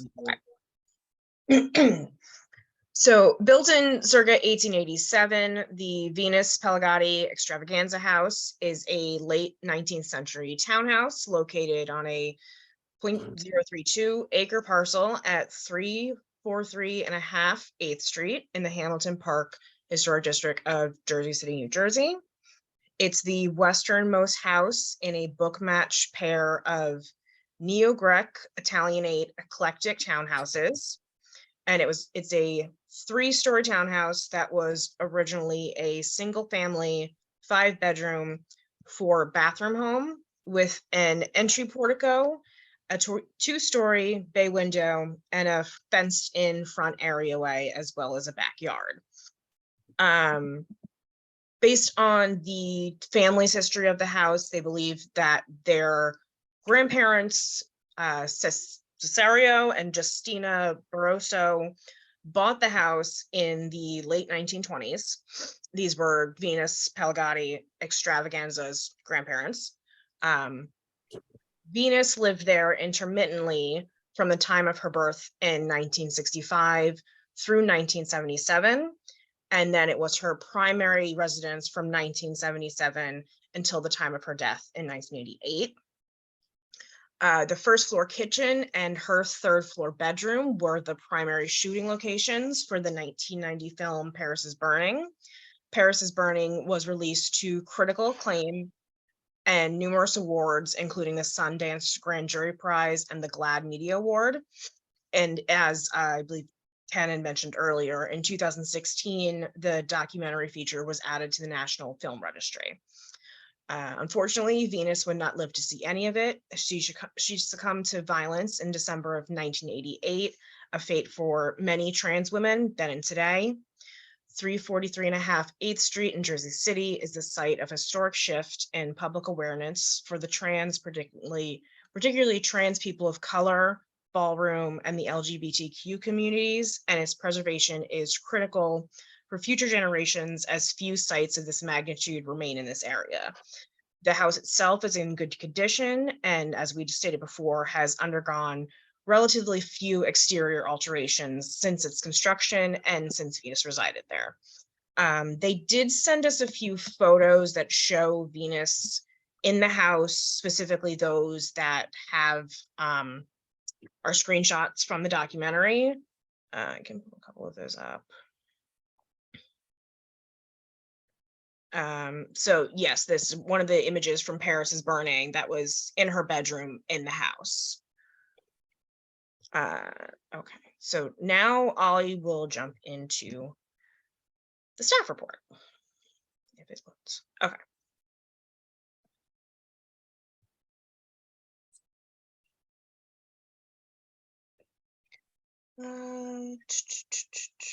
So outside of what we typically review our staff reports under, we change a little bit of some of the standards in here. And for this one, we put under our jurisdiction regarding the property per 345.30. Procedure for nominating sites, landmarks, and districts for local designation. Any interested party may nominate a site, landmark, or district for local designation. The nomination may originate at either the Historic Preservation Commission, the Planning Board, or City Council. However, in any case, it shall be reviewed by all of these bodies. We also included the powers and duties under 345.9 that we have the power and duty to recommend to applicable county, state, and federal agencies, where appropriate, recognition of historic districts and landmark buildings, places, and structures, to carry out such other advisory, educational, and informational functions as will promote historic preservation in the municipality, and to review all proposed National Register nominations in accordance with New Jersey's certified local government guidelines.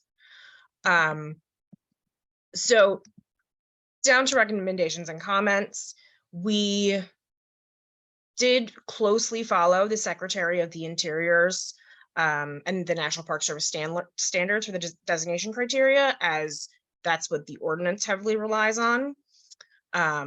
So for following it for criterion B applies to properties associated with individuals whose specific contributions to history can be identified and documented.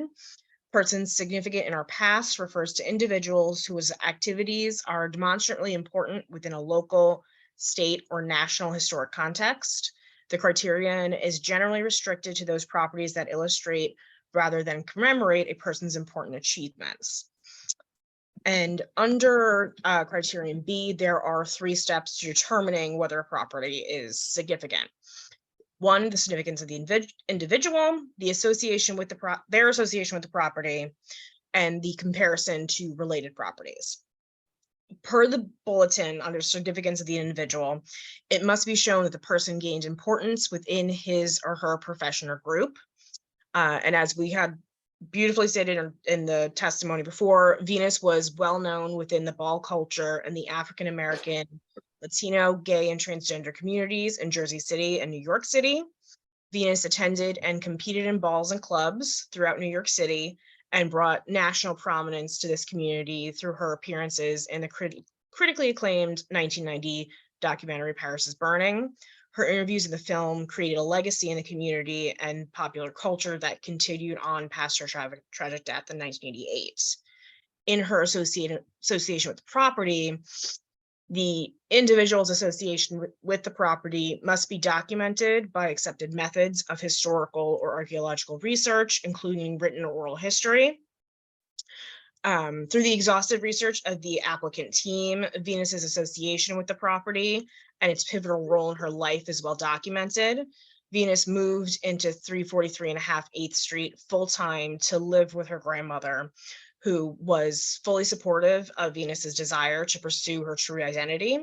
While living in the property, Venus and her grandmother would attend balls, and during one competition in New York City, they met the director of Paris is Burning, Jenny Livingston, and later Jenny conducted Venus's interviews for the documentary in her bedroom and in the kitchen at the property. And in comparison to related properties associated with an individual's formative or later years may also qualify if it can be demonstrated that the person's activities during this period were historically significant. Venus's decision to move into her grandmother's house full-time enabled her to pursue her true identity, and she would frequently invite members of the ballroom community to visit or stay at her grandmother's house. 343.5 A Street is also where she filmed her Paris is Burning interviews, which best represents her historic contributions to ball culture and the African-American, Latino, gay, and transgender communities in Jersey City and New York. After reviewing the documents and the statement of significance provided by the applicant team, HPC staff strongly recommends that the HPC accept this application for local designation and make a recommendation to the Jersey City Planning Board for approval. HPC staff believes that this property is significant not only on a local level, but also on a state and federal level, and should be recognized as a significant site representative of marginalized and underrepresented histories.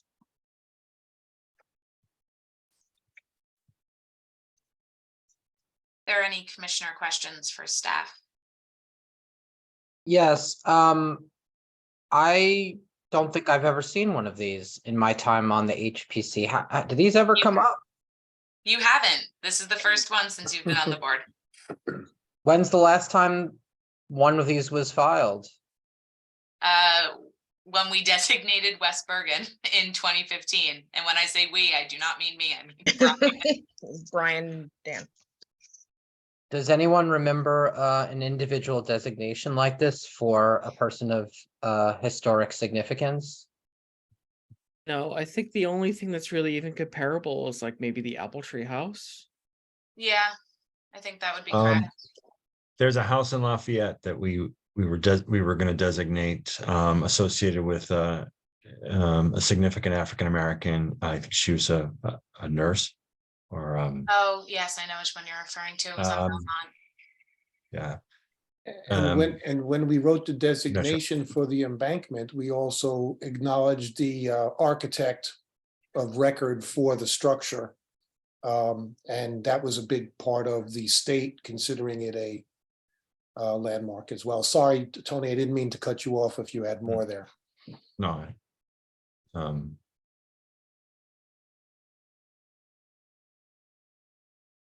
that was it.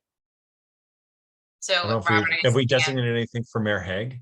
I don't know if we've designated anything for Hague. No. No. So Robert, your answer is not very often. I'm just looking at the what we need to evaluate for this application, and I think from the staff memo, numbers 2 and 3 are very clear. And I think for any application like this, probably one of the major challenges will be considering the significance of the individual. And I'm just wondering how one would go about evaluating that. I mean, in this case, as was mentioned, we've had impassioned testimony about that specific issue, but it's a hard thing to kind of put a number on, so to speak. I'm just looking at it says and also it says the criterion is restricted to properties that illustrate rather than commemorate a person's important achievements. I'm just thinking out loud here, but Sarah, would you say that is applicable here because Venus's documentary that really put her on the map was partially filmed at the house? Yes, and the most common images that come up when you research her are these images from the documentary of her in her bedroom. And she specifically moved into this house and lived in this bedroom because it's where she could be herself, which was an important part of her connection to this community, obviously. That's helpful to me. Thank you. And just one more question, since there was some discussion about potentially adding signage with the homeowner's consent, would the HPC need to be involved in approving any such signage? We would, I mean, depending on the extent of the signage, that is likely something that could be done at the staff level. Very good. That's it for me. Thanks.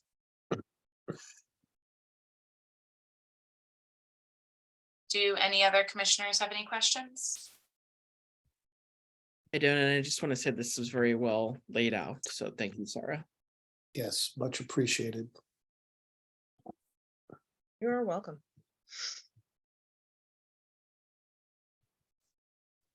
All right, so I guess the only thing left is to take an action. So I think this has been, you've taken us through this. I think it meets all of these criteria, 1, 2, and 3. So I'm prepared to make a motion to recommend this to the planning board. Second. Second. Okay, we have Commissioner Blazak making a motion and Commissioner Lewis making a second. I will go through on a roll call vote. Commissioner Gucciardo, Aye. Commissioner Garriga, Aye. Commissioner Gunther, Aye. Commissioner Lewis, Aye. Commissioner Sakan, I consider it a privilege to be able to vote aye. Commissioner Cronin, Aye. Commissioner Gordon, Aye. Commissioner Amatuzo is absent, Commissioner Stango is absent, Vice Chair Sankamp, Aye. and Chairman Blazak. A very happy aye, and I hope we have more of these for all sorts of individuals. Thank you. All right, there are 9 votes in favor, no nays, and no abstentions. The motion is made to recommend this for local designation to the Jersey City Planning Board.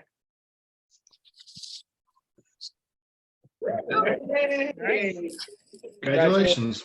Yes. Thank you all. Congratulations, guys. Thank you. Well, we'll be in touch on next steps, guys. Well, It was good. It was All right. Okay, thank you. Have a great night, guys. Have a great night, guys. And your hard work. Keep up the good work. Thank you. Thank you. Have a great one.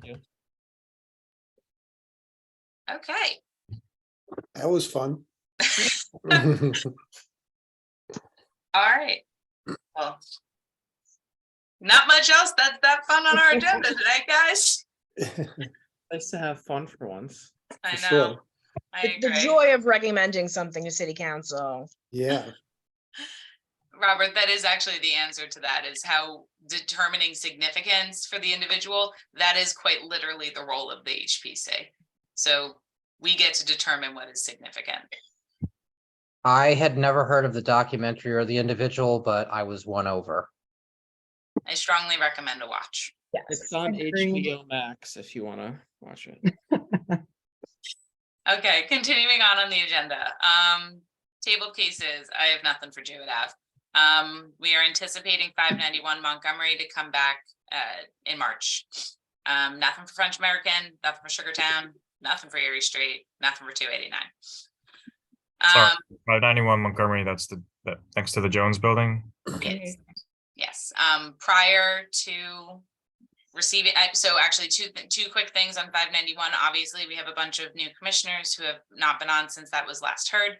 I will provide the testimony, the transcript for that, so you guys can review it if you would like to participate in that. Because it's a larger application, like in the past, if anyone wants hard copy plans, let me know. I can get you hard copy plans and drop them off to you. Just like the old days. Yeah. All right, and then I'll make a note to send out the transcript sooner rather than later. So if there are any questions, we can address them. Maggie, can I ask for another update on Subia? Because they still have that very ugly, incomplete signage up, and I'd like to see it resolved. Yes, the answer we got from them was that they had to finish the ventilation stuff before they touched the sign. That was not a sufficient answer for me. No, So we're working with zoning to figure something out. that sign that's currently there, they did that without any kind of approval, right? Correct, yes. Yeah, But Okay. you need to have a sign for a business in Jersey City, so they can't take it, we can't just have them take it down. Because then we'd be causing them another zoning violation, but I am working on the replacement sign timing with the zoning officer. If we have to, So wait a minute. You can get, if there's no signage for your building, that's a zoning violation? yes, Even if you put up a sign without any HBC approvals? That's I don't- interesting. I don't pretend, It's like a chicken or the egg situation. yeah. All right. That being said, we have no resolutions to introduce. Just a 2-second, a 2-second demo subcommittee, demo ordinance subcommittee.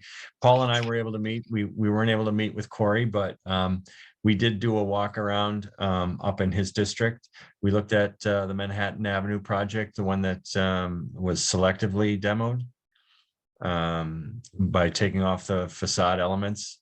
And I think we have a good idea of issues that are, inherent in the current ordinance and in a direction. But we're gonna try and meet in the next month and come back and give you guys a good report at our next meeting. Great. Thanks, guys. I appreciate that. Okay. We have no resolutions to introduce or discuss, no resolutions to memorialize, and we do not need an executive session. So I believe that just leaves us with adjournment. Motion to adjourn. Second. Second. Okay, all in favor? Aye. Aye. It is Aye. 9:52. 9:52.